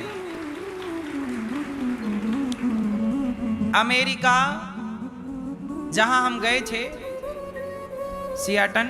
सियाटल, तो वहां पर इतनी सर्दी पड़ती है। अभी गर्मी में गए थे तो वहां हमें स्वेटर पहनना पड़ती थी और रजाई ओढ़ के सोना पड़ता था, जबकि वो वहां की गर्मी थी। और जब वहां की सर्दी पड़ती है तो बर्फ गाड़ियों में जमती है, सड़क में इतनी बर्फ जम जाती है। पर मेरी माँ, भारत, आप लोग कभी मत सोचिएगा, घूमने फिरने जाइएगा, पर ये मत सोचिए यार कभी अमेरिका जाएं, कभी लंदन जाएं, कभी जाओगे तो पछताओगे।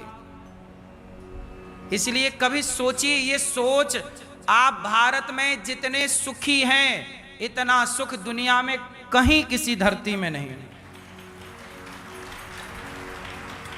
भारत का व्यक्ति जितना सुखी है उतना सुख धरती में कहीं नहीं है। हमारे भारत में सबसे सस्ता भोजन है। सबसे सस्ता क्या है? हमारे यहां कोई काम ना करे तो भूखा नहीं मरेगा, पर विदेशों में काम ना करे तो व्यक्ति भूखा मर जाएगा, हाँ या ना। हमारे भारत में कोई काम ना करे तो भूखा नहीं मर सकता, पर वहां भूखा मर जाएगा। वहां कोई किसी का हाल पूछने वाला नहीं। आदमी जब मर जाता है ना, वहां कल्चर क्या है, लड़की लड़का 18 साल के हुए तो चले जाते हैं घर छोड़ के, माँ बाप को छोड़ के, और फिर वहां बूढ़ों की परवरिश सरकार करती है। वहां वृद्धाश्रम, पैसे दे दे के लोग वृद्धाश्रमों में जाते हैं, क्योंकि वहां बच्चे सेवा नहीं करते ना माँ बाप की। वहां माँ बाप की कोई सेवा नहीं करता, बूढ़े अपना बुढ़ापे में अकेले रहते हैं। जब वो मर जाते हैं घर के अंदर, जब वो सड़ जाते हैं, बदबू आती है, तब फिर सरकारी गाड़ी आती है, पुलिस को सूचित किया जाता है कि कोई मर गया, तो वो लेके जाते हैं। ना उनका कोई अंतिम संस्कार जब करता है तो कोई साथ रहता है, पुलिस ही ले जाके कर देती है। ना कोई रोने वाला, ना कोई कंधे देने वाला, ना कोई किसी प्रकार की। इसलिए मेरी माँ, बैठो, हाँ, अमेरिका जाना है? अच्छा, मुझे लगा भैया बुकिंग कराने आ गई, मम्मी ले चलो।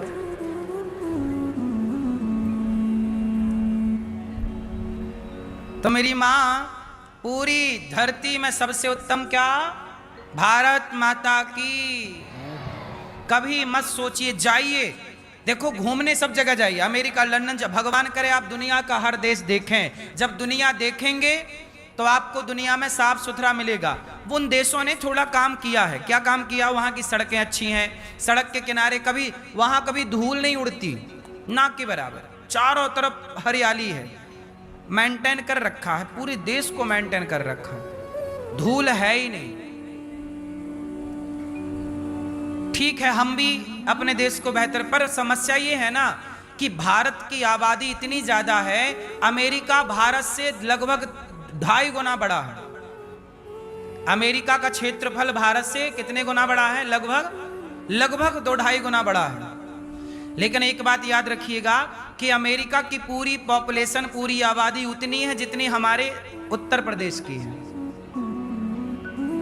इतनी कम आबादी इतने बड़े क्षेत्र में है, तो स्वाभाविक है कि व्यवस्थाएं हो जाएंगी। कम लोग होते हैं तो व्यवस्थाएं हो जाती हैं, ज्यादा लोग होते हैं तो व्यवस्थाएं नहीं हो पाती। पर फिर भी हम लोग प्रयास करें। हम केवल ये कहेंगे आपसे, भारत में गंगा यमुना है, पीने का शुद्ध जल है।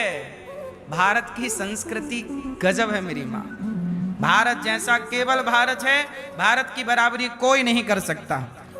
टेक्नोलॉजी अपनी जगह है, उड़ान अपनी जगह है, पैसा कौड़ी अपनी जगह है, पर संस्कृति तो भारत की उत्तम है। बोलो हाँ कि ना?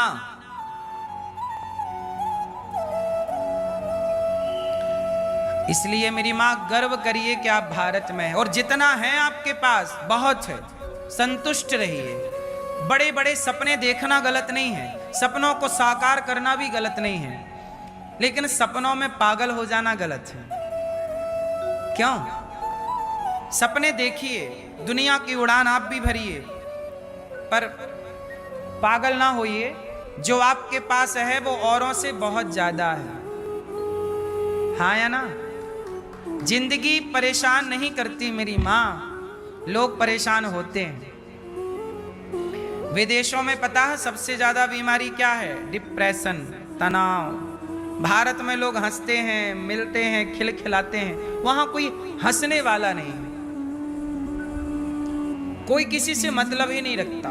वो तो भारतीय लोग अपने हैं, तो वहां जहां जहां भारतीय हैं वो अपने जैसा मेंटेन कर रखा है। ठीक है, तो आप बताइए सबसे बढ़िया क्या? बोलो मेरी माँ, भारत।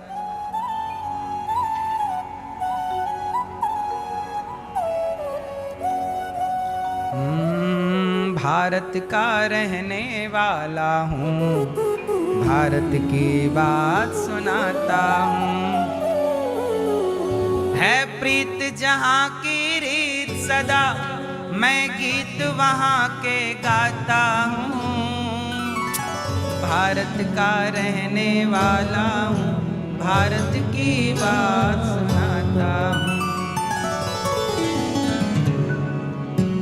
भगवान कहते हैं माँ में कम शरणम ब्रज, मेरी शरण में आ। जो मेरी शरण में है वो सदा सुखी है। सत्संग मिल जाएगा तो आप सुखी हो जाएंगे। इसलिए साहब पैसे कमाओ। आज मुझे एक पत्रकार भाई ने सवाल किया। पत्रकार भाई ने कहा महाराज जी जरा मुझे बताओ कि आज इस देश में बेरोजगारी क्यों है? तो मैंने उनको बताया कि बेरोजगारी क्यों है। एक बात और बताऊं मेरी मां, पूरी दुनिया में सबसे ज्यादा काम करने वाले लोग भारत के ही हैं। और एक बात और बताएं, अमेरिका में जो वहां के लोकल गोरे लोग हैं ना, वो बहुत गरीब हैं, और जो भारत के लोग हैं ना वो सबसे अमीर हैं वहां पर। अमेरिका में अधिकांश भारतीय अमीर हैं, और वहां के जो लोकल हैं वो भीख मांगते हैं। बोलो हाँ। अमेरिका में अधिकांश पढ़े लिखे लोग भारतीय ही हैं, वहां के लोग पढ़ते नहीं हैं ज्यादा। पढ़े लिखे भारत के सारे आईटी वाले भारत से गए हैं, पर वहां की जिंदगी करोड़ों कमाने के बाद भी वहां पे नौकर नहीं होते। कोई वहां नौकरी नहीं कर सकता। नौकरी करना वहां मतलब नौकर, आप अपने घर में नौकर नहीं। हमारे भारत में कोई 50,000 रुपये महीना कमाता है ना, तो उसके घर में 1-2 नौकर हो जाते हैं। बोलो हाँ। आपके घर में झाड़ू वाली, पोंछा वाली, जबकि अमेरिका में लोग 2-2 करोड़ रुपए महीना कमा रहे हैं, लेकिन फिर भी नौकर नहीं है। नौकर रख ही नहीं सकते वो।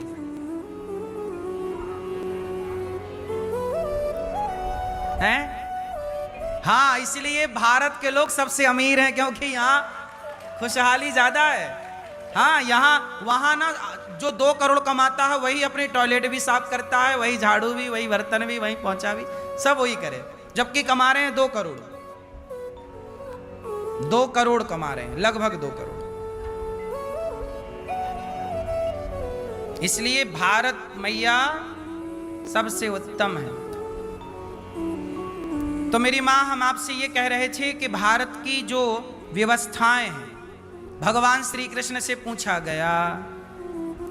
अर्जुन ने कहा कि प्रभु ये बताइए, ये संसार जब बना तो व्यवस्था कैसे बनी? तब भगवान ने गीता में कहा, गीता का एक वचन सुनाता हूं आपको। गीता बोल रही हैं, चातुर्वर्ण्यम मया सृष्टम गुण कर्म विभागशः। भगवान श्री कृष्ण कह रहे हैं चातुर्वर्ण्यम, ये जो चातुर्वर्ण, चतुर्वर्ण, कितने वर्ण होते हैं? 4। कौन कौन से? कौन कौन से वर्ण है मेरी माँ? वर्ण व्यवस्था। कौन सी व्यवस्था है?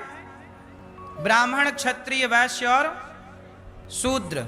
आज मुझे एक पत्रकार भाई ने पूछा कि महाराज जी, ये जो देश में आज व्यवस्थाएं बिगड़ गई, कौन सी व्यवस्थाएं? बेरोजगारी आ गई। क्यों आई?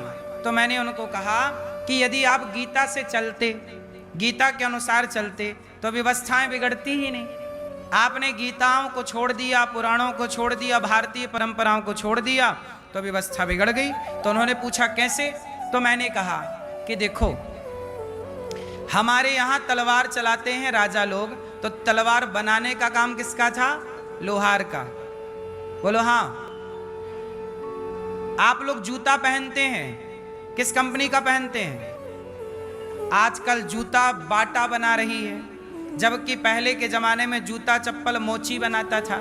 सोचिए कि आज बड़ी बड़ी कंपनियां, फैक्ट्रियां जूता बना रही हैं। बोलो हाँ। अब ये सारी फैक्ट्रियां जूता बनाने वाली, ये मोचियों का ही तो काम छीन लिया। जूता बनाने का काम किसका था? यदि मोची को जूता का काम आज मिल जाए, बड़ी बड़ी कंपनियां बंद हो जाएं और मोची जूता बनाएं, तो बताइए सारे भारत के मोची खुशहाल हो जाएंगे कि नहीं? अपने आप रोजगार मिल जाएगा और लोग सुखी, उनके परिवार, उनके बच्चे पलने लग जाएंगे, और वो पढ़ें भी, लिखें भी, और पढ़ लिख करके वो प्रधानमंत्री भी बने, राष्ट्रपति भी बने, सब करें। कौन रोकने वाला है? आज हमारे देश की प्रधानमंत्री, राष्ट्रपति जो हैं, द्रौपदी मैया, तो वो हमारी मैया है ना। आज जिसे ब्राह्मण, क्षत्रिय, वैश्य, शूद्र, शूद्र ही समाज से हैं, तो बताइए किसी को कोई आपत्ति है? कोई आपत्ति नहीं। तो हमारे यहाँ तो प्रधानमंत्री भी आप बन सकते हैं, चाहे ब्राह्मण बने या शूद्र बने, सब प्रधानमंत्री बन जाओ।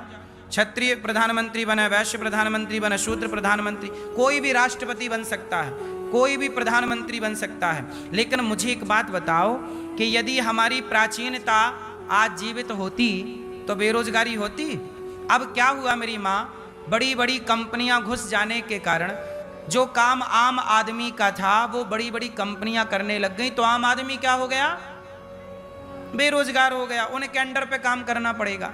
इसलिए हम लोगों ने वर्ण व्यवस्था को गवा करके नुकसान किया है। अब उन्होंने मेरे से कहा कि महाराज जी आप मनुस्मृति मानते हो? मैंने कहा भाई, मनुस्मृति में लिखा है कि यत्र नार्यस्तु पूज्यन्ते रमन्ते तत्र देवता, नारी का सम्मान करना चाहिए। मनुस्मृति क्या सिखाती है कि जिस घर में नारी का सम्मान होता है उस घर में लक्ष्मी का वास होता है। तो नारी का सम्मान कौन सिखा रहा है मेरी माँ? बोलो, मनुस्मृति। अब कोई कहे कि मैं मनुस्मृति को नहीं मानता, ठीक है भैया, मनुस्मृति की जो बातें आपको अच्छी नहीं लगती वो मत मानिए, पर जो अच्छी लगती हैं वो मान लीजिए। गीता की जो बातें अच्छी नहीं लगती मत मानिए, पर गीता की जो बातें अच्छी लगती हैं वो, यदि आप कहोगे मैं गीता नहीं मानता, मैं मनुस्मृति नहीं मानता, इससे आपका नुकसान हो जाएगा। अच्छा एक बात बताओ, धरती में एक आदमी ऐसा है क्या जिसके अंदर कोई अच्छाई ना हो और कोई बुराई ना हो? क्यों भैया आप बताइए, क्या कोई ऐसा है जिसके अंदर अच्छाई ना हो? या कोई ऐसा है जिसके अंदर? मेरे अंदर 1 लाख अच्छाइयां होंगी तो 1 लाख बुराइयां भी होंगी। बोलो हाँ। आपके अंदर 1 लाख अच्छाइयां होंगी तो आपके अंदर 1 लाख। अच्छा ये बात कितने लोग सहमत इस बात से कि सबके अंदर अच्छाई भी होती है? और कितने लोग सहमत हैं? सहमत है। इसका मतलब हम अच्छे भी हैं। और तो गीता, जो आपको अच्छी बात लगे गीता से ग्रहण कर लो, मनुस्मृति से जो अच्छा लगे, जो अच्छा नहीं लगे उसे आप छोड़। कुछ लोग कहते हैं कि धर्मराज युधिष्ठिर गलत है। अच्छा ये बताओ, धर्मराज युधिष्ठिर चलो गलत है, तो धर्मराज युधिष्ठिर अच्छे भी तो हैं, उनकी अच्छाइयां जो अच्छी ग्रहण करनी हो निकाल लो, जो बुराइयां हो क्यों परेशान हो रहे हैं। एक दोहा गाया संतों ने, दोहा हम गा रहे हैं, अर्थ बताइए। साधु ऐसा चाहिए, बोलो साधु ऐसा, जैसे सूप स्वभाव, सार सार को गही लहे, थोथा दे उड़ाय। साधु ऐसा चाहिए जैसे सूप स्वभाव। सूप जानते हो, सुपड़ा, गांव में क्या होता है मैया, सूपा सुपड़ा, उसमें गेहूं साफ करती थी, चना साफ करती थी, दालें साफ कर मैया लोग करती थी ना, पुराने जमाने में सुपड़ा बोलते हैं, सूपा कहते हैं उसे देसी भाषा में। साधु ऐसा चाहिए जैसे सूप स्वभाव। सुपड़ा क्या करता है, सूपा क्या करता है कि अनाज को बचा के रख लेता है और जो अनाज में कचरा होता है उसे निकाल देता है। तो आप भी जीवन में कभी किसी बात का, किसी व्यक्ति का विरोध ना करो, उस व्यक्ति में जो अच्छाइयां हैं वो ग्रहण कर लो, जो बुराइयां हैं उसे छोड़ दो। बुराई है छोड़ दो। जो व्यक्ति अच्छाइयां ग्रहण करता है वो बड़ा बन जाता है, और जो व्यक्ति की बुराइयां देखता रहता है वो कभी बुरा कभी बड़ा। यदि आपको बड़ा बनना है तो क्या करना पड़ेगा।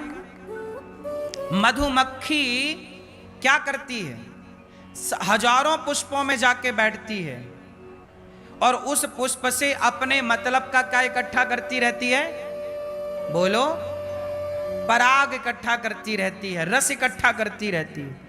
मधुमक्खी को यह फर्क नहीं पड़ता कि यह फूल खुशबू से भरा है कि नहीं, यह फूल कीचड़ में है कि जल में है कि कहां, उसे कोई फर्क। मक्खी तो जाएगी और अपना शहद इकट्ठा करके। आपको भी मधुमक्खी बनना चाहिए। क्या बनना चाहिए। देखो फूल में कितनी अच्छाई है कितनी बुराई है, मक्खी को इससे मतलब ही नहीं। ये गुलाब अच्छा है कि वही आप डिसाइड करोगे अच्छा है कि बुरा। मक्खी तो बैठेगी फट से और अपना मतलब का सार निकालेगी, फर्र से उड़ जाएगी। ऐसे ही आप कभी ये मत कहो कि ये व्यक्ति गलत है। जो गलत व्यक्ति है उस गलत व्यक्ति से भी बहुत कुछ सीख मिल सकती है। जैसे रावण के पुतले जलाए जाते हैं। मुझे लगता है कि सबसे गलत व्यक्ति रावण है, क्योंकि रावण के पुतले जलाए जाते हैं और ये वर्षों से चली आ रही है परंपरा। चलो रावण बुरा है, बोलो हाँ, हाँ कि ना, बुरा है ना। चलो अब बताओ, रावण का एक पक्ष तो यह है कि रावण बहुत बुरा है। अब चलो रावण की अच्छाई कौन कौन बताएगा। रावण की अच्छाई, एक अच्छाई बताओ रावण की। रावण में क्या अच्छाई थी। हाँ, रावण विद्वान था, ये अच्छाई है। कि रावण बुरा था, उस बुराई का पुतला जला रहे हैं, बात ठीक है, पर रावण की जो अच्छाइयां थी वो अच्छाइयां तो भले रावण की थी पर ग्रहण तो कर ही सकते हैं ना। इसलिए ना कुछ लोग, विद्वान लोग ये भी तो कहते हैं कि आखिरी में राम जी ने लक्ष्मण जी को बोला कि जाओ रावण से कुछ सीख लो। हाँ या ना। रावण बुरा था, एक पक्ष ये है कि रावण बुरा था, पर रावण का एक एंगल ये भी तो है कि रावण किसी मामले में तो अच्छा था। रावण बहुत बड़ा नीतिज्ञ था। अच्छा आपको पता है रावण संहिता एक पुस्तक आती है, पुस्तकों की दुकान में मिल जाएगी, मोटी होती है। क्या नाम है उसका, जोर से। रावण संहिता, उस पुस्तक का नाम ही रावण संहिता है। वो पुस्तक रावण ने लिखी और ये घटना है त्रेता की। और सोचिए आज भी कलयुग में रावण की लिखी पुस्तक बाजार में बिकती है और लोग पढ़ने वाले पढ़ते हैं। रावण का ज्ञान वो ज्योतिष की पुस्तक है। कौन सी पुस्तक है। रावण बहुत बड़ा ज्योतिष शास्त्र का विद्वान था, उसने ग्रंथ लिखे हैं। रावण का लिखा शिव तांडव आप सब पढ़ते हो, बोलो हाँ। रावण ने क्या गाया, जटाटवी गलज्ज्वल प्रवाह पावित स्थले गले बलम बलम भुजंग तुंग मालिकाम डमड डमड डमड डमन निनाद भट डमर वयम चकार चंड तांडवम तनोतु नः शिवः शिवम। अब बताइए ये स्तुति शंकर जी की कौन गाया है? तो आप रावण के पुतले जलाएंगे, इसका मतलब ये नहीं है कि रावण की अच्छाइयों को नकार देंगे।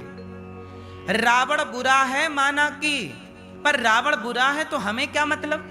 बुरा है हमने पुतला जला दिया, लेकिन हमें पुतला जलाने से मतलब नहीं है। हम क्यों जलाएं रावण का पुतला? हम रावण की अच्छाइयां ग्रहण करके अपना जीवन सुधारें। पुतला जलाते जलाते क्या होगा?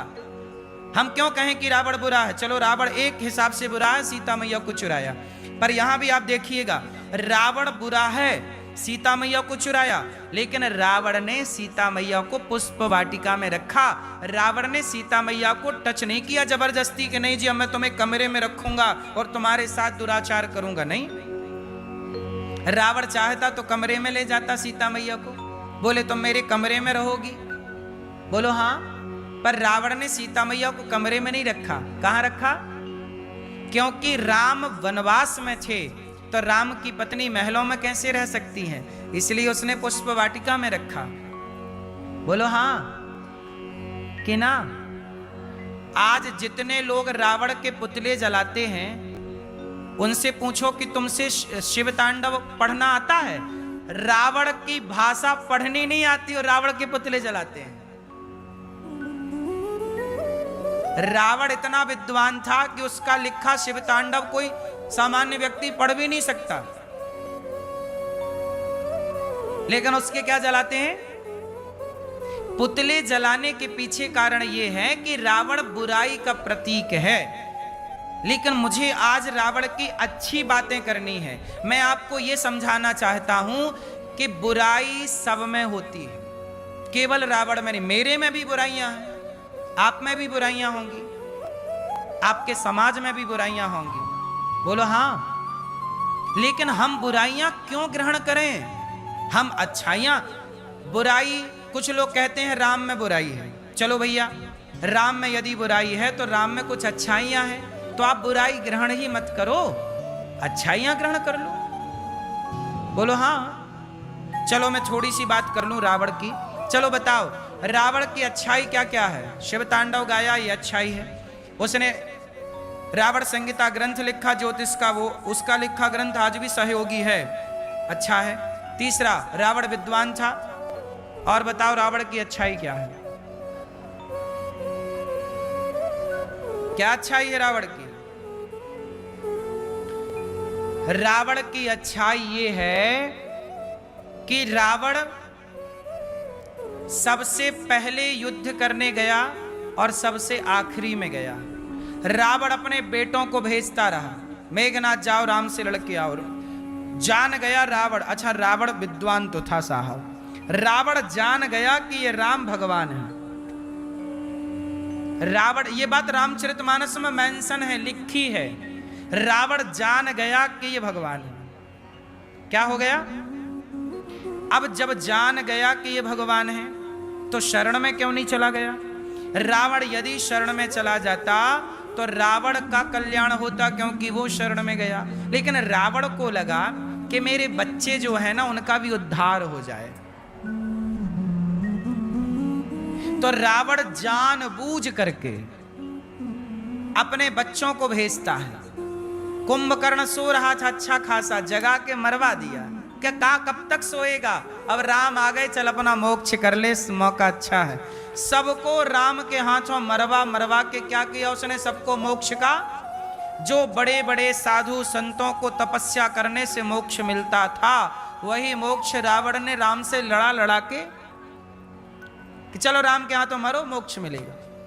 अब बताइए, रावण विद्वान था, विद्वान का मतलब ही ये है कि वो भक्ति भक्ति करा नहीं और मोक्ष पा गया। अब तुम जो मोक्ष भक्ति करके पाओगे वो रावण सहज में पा गया। तो रावण होशियार है कि नहीं? इसलिए रावण के पुतले जलाने वाले जलाएं, पर मुझे लगता है कि पुतले जला के क्या सीखोगे साहब? रावण से कुछ सीख लो, हाँ या ना? इसलिए मैं अपने नौजवान दोस्तों से, भाइयों से और आज की युवा पीढ़ी से और आज के समाज से निवेदन करता हूं कि कभी किसी की बुराई मत देखो। बुरा जो देखन मैं चला, बुरा ना मिलिया कोई, और जो दिल खोजा आपना हमसे बुरा ना। जो व्यक्ति दूसरों में बुराई देखता है एक्चुअली वो खुद बुरा होता है। इसलिए समझदार वही है जो कभी किसी की बुराई हमें देखना ही। आप बहुत बुरे हैं पर हमें क्या करना आपकी बुराई देख के। हम तो ये देखें कि आप में अच्छाइयां क्या है। सार सार को ग्रहण करें और थोथा दें उड़ाए। हम अच्छी चीज ग्रहण करें, बुरी क्यों ग्रहण करें बताइए? बोलो हाँ। तो रावण, जो लोग रावण के पुतले जलाते हैं उनसे पूछो कि क्या सीखा आपने। चलो बताओ, रावण से आपने क्या सीखा? आप बताओ।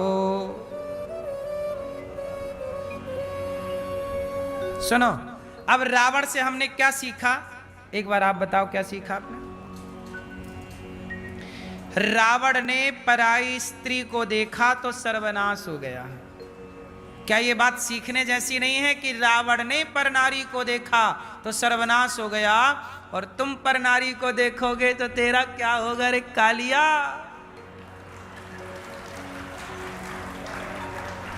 तो रावण से ये भी तो सीख मिल रही है कि रावण ने पराई स्त्री को देखा तो लंका जल गई। आप और हम पराई स्त्री को देखेंगे तो हमारा भी नुकसान होगा। इसलिए पराई स्त्री को देखने से बचो।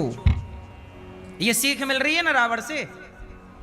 भाई पुतले इसी वे पर तो जलाए जाते हैं कि उसने पराई नारी देखी। अब आप पुतले जला के आ जाते हो, सीखते कुछ नहीं हो, और पुतले जला के आओ फिर ताकते रहते तुझको, सांझ सवेरे ताक ही रहे हो। तो फिर रावण के पुतले जला के सीखा क्या? क्यों जी, बात सही है कि गलत है? कितने लोग सहमत हैं मेरी बात से कि रावण ये भी तो सिखा रहा है कि तुम चरित्रहीन मत होना। तुम क्या ना होना? जोर से मैया बोलो मेरी मां। क्या ना होना? आज की पीढ़ी क्या ना बने? चरित्रहीन ना बने, वरना परिणाम रावण है। खुदा प्रत्यक्ष को क्या प्रमाण दें? इससे बड़ा प्रमाण क्या होगा साहब? तो रावण बहुत कुछ सिखा रहा है। अब ना सीखना चाहो तो हम क्या करें? उसी तरह गीता, कृष्ण ग्रंथ, कोई भी आपका पड़ोसी बहुत बुरा है, हमें क्या करना उसकी बुराई से? हम बुराई देखें ही ना। अच्छा एक बात बताओ, एक्सरा मशीन होती है डॉक्टरों के पास, एक्सरा कराते हो ना, तो एक्सरे में क्या होता है? एक्सरा बाहर चमड़ी को देखता ही नहीं, वो देखता किसे है? हड्डी को। बोलो हाँ। आपकी चमड़ी गोरी है कि काली है? हाँ। मोबाइल वाला कैमरा बाहर देखता है। आप हंस रहे हैं कि रो रहे हैं, वो देख लेगा। मोबाइल का कैमरा बाहर की फोटो लेता है, पर एक्सरे का कैमरा भीतर की फोटो लेता है। इसलिए हम आपसे कहते हैं कि आप भी अपनी आंखों को बाहर की चीजों में मत उलझाओ, किसमें बुराई कितनी है। आप भी अपनी आंखों को एक्सरा मशीन की तरह बनाओ कि भीतर की फोटो ले, किसके बाहर बुराइयां कितनी हैं उसकी फोटो खींचे ही ना आपका मन सदा अच्छाई की फोटो खींचे, किसके अंदर अच्छाई क्या। यदि आप ऐसे बन गए ना दोस्तों, तो लिख लेना, आपको सफल होने से कोई नहीं रोक सकता। जो व्यक्ति दूसरों की बुराई देखता है वो कभी सफल नहीं हो सकता, लिख लो। और जो दूसरों की अच्छाई देखता है सबकी, वो कभी असफल नहीं हो सकता। कुछ लोगों का काम क्या है? बुराई देखना। वो हमेशा कौए की तरह कांव कांव करते रहेंगे, लेकिन जो अच्छाई देखेंगे वो सफल हो जाएंगे। सही बात है कि गलत बात है? तो आप क्या बनेंगे? क्या देखने वाले? बोलो मेरी मां। लाख बुराई पड़ी हो, हम क्या करें? आप बुरे हैं, हम क्या करें? हमारे लिए तो आप अच्छे हैं कि नहीं? हमें सबसे सीख लेनी चाहिए। तो कहना यह है कि भगवान राम को कुछ लोग कहते हैं बुरे हैं कि राम जी ने ये किया, सीता जी को त्याग दिया। लाख बार आरोप लगता है, मैंने लाख बार, हजारों बार इसका उत्तर दिया लेकिन आरोप तो है ही। अब राम जी, चलो कुछ लोग कहते हैं राम जी बुरे हैं, कुछ लोग कहते हैं राम जी ने शंबूक को मार दिया। किसको मार दिया? एक शंबूक को मार दिया था। तो कुछ जो हमारे भारत में जो जय भीम वाले जो भक्त हैं वो कहते हैं कि राम जी गलत हैं क्योंकि उन्होंने शंबूक को मारा और शंबूक शूद्र था इसलिए मारा। अच्छा, वो ये इसलिए कहते हैं क्योंकि राम जी और शंबूक की, ये जो शंबूक की जो कथा है पूरी सुनते नहीं, पूरी पढ़ते नहीं। पूरी कथा इस तरह से है कि राम जी का एक मंत्री है, राम के एक मंत्री हैं, उनका नाम है शंबूक। शंबूक बोलते हैं उनको। क्या बोलते हैं? वो राम जी के कौन है? एक मंत्री हैं। एक दिन क्या हुआ कि वो अपनी मंत्री का पद छोड़कर, मतलब मंत्री का काम छोड़ करके और जंगल चले गए, तपस्या करने लग गए और बोले कि मैं साथ शरीर स्वर्ग जाऊंगा। मैं शरीर के साथ कहां जाना चाहता हूं? जोर से, जोर से, जोर से। अच्छा ये बताओ, मैं आपको कोई काम दूं कि भैया आपको यहाँ पे ये रसोई का काम संभालना है, मैं पूरी जिम्मेदारी आपको दूं और मैं 4 दिन के लिए बाहर चला जाऊं आपको काम देके, और जब मैं 4 दिन बाद लौटूं तो मुझे पता लगा कि आप तो वो काम किए नहीं, आप तो जंगल गए तपस्या कर रहे हैं कि मुझे तो स्वर्ग जाना है। तो बताइए आप अपनी जगह सही हैं कि गलत हैं? बोलो। तो राजा का धर्म क्या है कि गलत को वो दंड दे। राजा का धर्म क्या है कि वो गलत को दंड दे। तो जब राम को पता चला कि मेरे शंबूक नाम के एक मंत्री ने अपना काम ठीक ठीक से नहीं किया और काम छोड़ के जंगल जाके तपस्या कर रहा है, स्वर्ग जाना चाहता है, तो राम जी गए और बोले कि तुझे स्वर्ग जाना है तो सुन, मैंने रावण को वैकुंठ भेजा है, रावण के पुत्रों को मार करके वैकुंठ भेजा है, पर तेरी इच्छा स्वर्ग जाने की है तो मैं तुझे मृत्यु देता हूं कि मेरे हाथ से मरेगा तो जैसे रावण का मोक्ष हुआ तेरा भी कल्याण हो जाएगा। तो कहा कि भाई अब तूने पहला तो अपराध किया, काम नहीं किया, वो दंड था, पर तू स्वर्ग जाना चाहता है, तो राम जी ने उसकी मृत्यु कर दी, मृत्यु दे दिया, उसका स्वर्ग हो गया। अब कुछ लोग कहते हैं कि राम जी ने उसे इसलिए मारा क्योंकि वो शूद्र था। अब ये राम जी पे आरोप लग गया, शूद्र भाई बोलते हैं कि राम जी ने इसलिए मार दिया क्योंकि वो तपस्या नहीं करने दिया। ऐसा नहीं है, आप ही गलत समझ रहे हैं, तो उसमें राम का दोष क्या है? भाई राम ने तो रावण को भी मारा, पर पंडितों ने तो, ब्राह्मण ने तो नहीं बोला कि राम जी ने ब्राह्मणों को मार दिया। भाई ब्राह्मण था, गलत था तो मार दिया। रावण ब्राह्मण है, जाति का कौन है? पंडित है, तो गलत था तो मार दिया। तो किसी ब्राह्मण ने ऑब्जेक्शन नहीं लिया कि राम जी आपने ब्राह्मण को क्यों मारा, भाई गलत था, मार दिया। ऐसे ही राम जी के लिए क्या ब्राह्मण और क्या क्षत्रिय और क्या वैश्य और क्या शूद्र, जो गलत है उसे मारने का अधिकार राजा का है और राम जी राजा हैं। तो राम जी ने उस अधिकार का पावर प्रयोग किया और राम जी ने शंबूक को मार दिया। अब कुछ लोग कहते हैं कि राम जी गलत हैं। चलो भैया मैं आपकी बात से सहमत हूं, चलो राम जी आपके हिसाब से गलत हैं, शंबूक को मार दिया राम जी ने तो राम जी आपके हिसाब से गलत हैं। सीता माँ को वनवास भेज दिया राम जी ने, आपके हिसाब से गलत हैं। तो राम जी के 2 नंबर काट लो आप, 2 नंबर ही तो कटेंगे शंबूक के वध में और सीता के निष्कासन में। यदि काट लोगे तो भी चलो 5 नंबर काटो तो भी राम के पास 95 नंबर हैं, तो भी तो राम जीत गए, तो भी तो राम आज 95 नंबर लाने वाला भी तो विजेता है।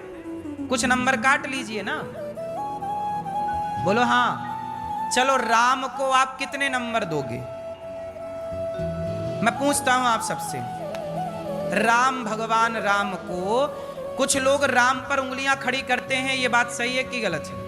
पहले उत्तर दो। कुछ लोग राम पर उंगलियां खड़ी, बोलो हाँ कि ना, करते हैं ना साहब?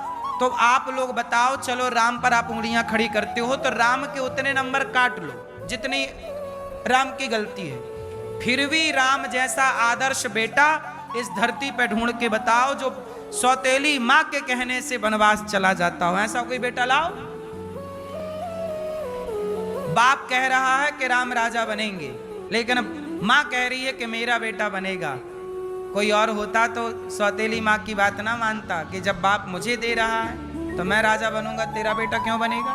लेकिन नहीं, सौतेली माँ की आज्ञा भी वैसी ही मानी जैसे अपनी माँ की आज्ञा कोई बेटा मानता। आजकल तो अपनी माँ की भी ये बात कोई ना माने। आजकल तो अपनी माँ को लोग छोड़ देते हैं। गौरी गोपाल में यहाँ 309 माताएं रहती हैं। इन माताओं में बहुत सारी माँ ऐसी हैं जिनको अपनों ने घर से निकाल दिया है। बोलो हाँ। लेकिन राम ने सौतेली माँ की आज्ञा का पालन किया। बताइए, राम जैसा आदर्श बेटा इस धरती पर कोई आपको नजर आ रहा है? छोड़ो राम जी, चलो राम जी अच्छे बेटा हैं, कितने नंबर दोगे राम जी को बेटा में? जोर से, जोर से। मैया क्या बोलती तू? कितने नंबर? राम जैसा बेटा धरती में होए तो पकड़ के लाओ, मैं पांव धो के पीऊंगा। दूसरा, राम जैसा भाई लाओ जिसने अपने भाई के लिए अपने अयोध्या का सिंहासन केवल इसलिए छोड़ दिया कि मेरा भाई भरत है। यदि भरत बैठ रहा है तो मुझे बैठने की जरूरत नहीं है, मेरा भैया भरत है। भैया भरत के लिए ना राम जी छोड़ दिए। अब ऐसा भाई जो अपने भाई के लिए इतना बड़ा त्याग करता हो, ऐसा भाई लाओ, मैं जरूर उसके पांव धो के पीऊंगा। तो कितने नंबर दोगे राम जैसे भाई को? जोर से। 100 नंबर। अच्छा, और बताओ, राम जी जंगल गए तो राम जी ने केवट जैसे लोगों को, केवट को कौन जानता था? नाव चलाने वाले को। लेकिन वो नाव चलाने वाले केवट को भी राम जी ने गले लगा करके सम्मान दिया। वो पक्षी निषाद राज घायल था, उस पक्षी को गले लगाकर राम ने सम्मान किया। तो आज तक उस जटायु का नाम लिखा हुआ। वो शबरी को गले लगाकर जूठे बेर खा करके सम्मानित किया। बोलो हाँ, बोलो हाँ। वो निषाद राज को गले लगाकर राम ने सम्मान दिया। कितने नंबर दोगे? राम ने मित्रता निभाई और बाली को मार दिया, सुग्रीव को उसकी पत्नी लौटाई, उसका राज्य लौटाया। राम ने बंदर भालुओं की सेना जोड़ी और बंदर भालू को राम ने गले लगाया। राम चाहते तो अयोध्या की सेना बुला के रावण से लड़ते, जनकपुर की सेना, ससुर जी की सेना बुला के रावण से लड़ते, पर राम ने ना अयोध्या ना जनकपुर की सेना को बुलाया। राम जी ने बंदर भालुओं की एक सेना बनाई और रावण से लड़ गए। जो बंदर भालुओं को पत्थर मार रहे हैं आज, जो आज लोग पशु पक्षी को पका के खा रहे हैं, आज आप लोग चाइना में देख लो, चाइना में कुत्ता खा रहे हैं, बंदर खा रहे हैं, जो मिल जाए सब खा जा रहे हैं। लेकिन आज जिन जीवों को लोग खा रहे हैं, उन जीवों की सेना बना करके राम जी ने उनका सम्मान बढ़ाया कि नहीं? जीवों को सम्मान दिया कि नहीं? बंदरों को सम्मान। आज हनुमान जी की पूजा बंदर रूप में होती है। बताइए, भारत में मंकी की पूजा, मंकी स्वरूप की पूजा। हम मतलब केवल मनुष्य ऐसा है, हम सनातनी ऐसे हैं जो जीव जंतुओं को भी इतना सम्मान देते हैं। और ये सम्मान हम नहीं दे रहे हैं, हमारे राम ने सम्मान दिया है, इसलिए हम सम्मान देते हैं। हमारे यहाँ बंदर, इसलिए ये दास अनिरुद्ध, बंदरों को हम केला और चने और रोटी खिलाने जाते हैं, क्योंकि हमारे राम ने बंदरों की सेना बनाई। इसलिए हमारे यहाँ बंदर को भी हनुमान जी के रूप में प्रणाम किया जाता है। सच बताओ, हमारे यहाँ बंदर का आदर है या नहीं? भले वो चश्मा ले जाता हो, भले वो मोबाइल ले जाता हो, नुकसान करता हो, कई बार गुस्सा आती है कि दुष्ट कितना बड़ा नुकसान कर दिया, लेकिन हम फिर भी उसे श्रद्धा की नज़र से देखते हैं। बोलो हाँ कि ना? हमारे यहाँ देखो ना, सांप को भी श्रद्धा की नज़र से देखा जाता है। सांप को नाग पंचमी को दूध पिलाते हैं। हमारे यहाँ गाय को श्रद्धा की नज़र से देखा जाता है। गाय को माता कहते हैं क्योंकि कृष्ण ने गौ माता की सेवा की। हमारे यहाँ जाम्बवंत को जो रीछ होता है, क्या होता है? रीछ होता है। वो रीछ भी राम जी की सेना में थे, जामवंत जी, ऋक्षराज हैं। क्या है ये? तो राम जी ने हम मनुष्यों को पशु पक्षियों से जोड़ दिया कि भाई साहब इनका भी आदर करना, क्योंकि ये बेचारे जंगल में हैं, तुम जंगल काट लोगे कहाँ जाएंगे, इसलिए तुम इनका आदर करते रहे। इसलिए हम सनातनी ही हर जीव जंतु का आदर करते हैं। चींटी को दाना डालना। मैं अभी अमेरिका गया साहब, वहां मैंने गिलहरी देखी, एक वीडियो भी मैंने भेजी थी, वहां से आपको मिली कि नहीं? अमेरिका में गिलहरी होती है ना, वहां की गिलहरी में वो निशान नहीं है राम जी की उंगलियों। भारत की गिलहरी के पीठ में देखना व्हाइट कलर के निशान है 3 उंगलियों के। बोलो हाँ कि ना? अमेरिका में मैंने गिलहरी देखी, पर वहां की गिलहरी में निशान नहीं था। हैं?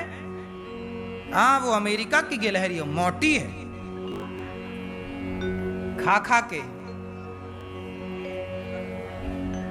हमारे भारत की गिलहरी में राम जी की उंगलियों के निशान हैं। बोलो हाँ। जब राम सेतु बन रहा था तो उस राम सेतु में गिलहरी का भी तो योगदान था। ये देखो गिलहरी टीवी पे, ये भारतीय गिलहरी है। अमेरिकन गिलहरी भी मैं एक दिन दिखाऊंगा आपको। तो ये देखो, ये गिलहरी जो है ये राम जी की उंगलियों के निशान है। बोलो हाँ। तो गिलहरी का भी सम्मान बढ़ाया कि नहीं राम ने? आज भी उस गिलहरी को हम लोग याद करते हैं कि नहीं? जब राम सेतु बन रहा था तो गिलहरी ने बालू के कुछ कण राम सेतु में डाल दिए। राम जी ने कहा गिलहरी क्या कर रही है? गिलहरी बोली प्रभु मैं इतनी बड़ी नहीं हूं कि मैं आपके लिए इस राम सेतु के निर्माण में बड़े बड़े पत्थर ला सकूं, लेकिन मैं बड़े बड़े पत्थर लाकर तो आपकी सेवा नहीं कर सकती, तो बालू डाल रही हूं कि आपके पांव में ये कंकड़ ना चुभ जाए, तो बालू डाल करके ये सेतु को गद्देदार बना रही हूं। अब बताओ इतने बड़े राम सेतु में कितनी बालू डाली होगी उसने? एक पाव बालू भी ना डाल पाई होगी। समझो इतने बड़े राम सेतु में कितनी बालू? 100 ग्राम बालू भी ना डाल पाई होगी। बालू के कुछ कण डाल दिए तो राम बोले गिलहरी मैं सदा तेरा ऋणी रहूंगा, और ऐसे गोद में बिठा के लाड़ लड़ाया, गिलहरी को प्यार किया। आज भी उसकी ऊपर राम जी की उंगलियों के निशान है, और उस गिलहरी के योगदान को हम सनातनी आज तक उस गिलहरी को सम्मान से देखते हैं।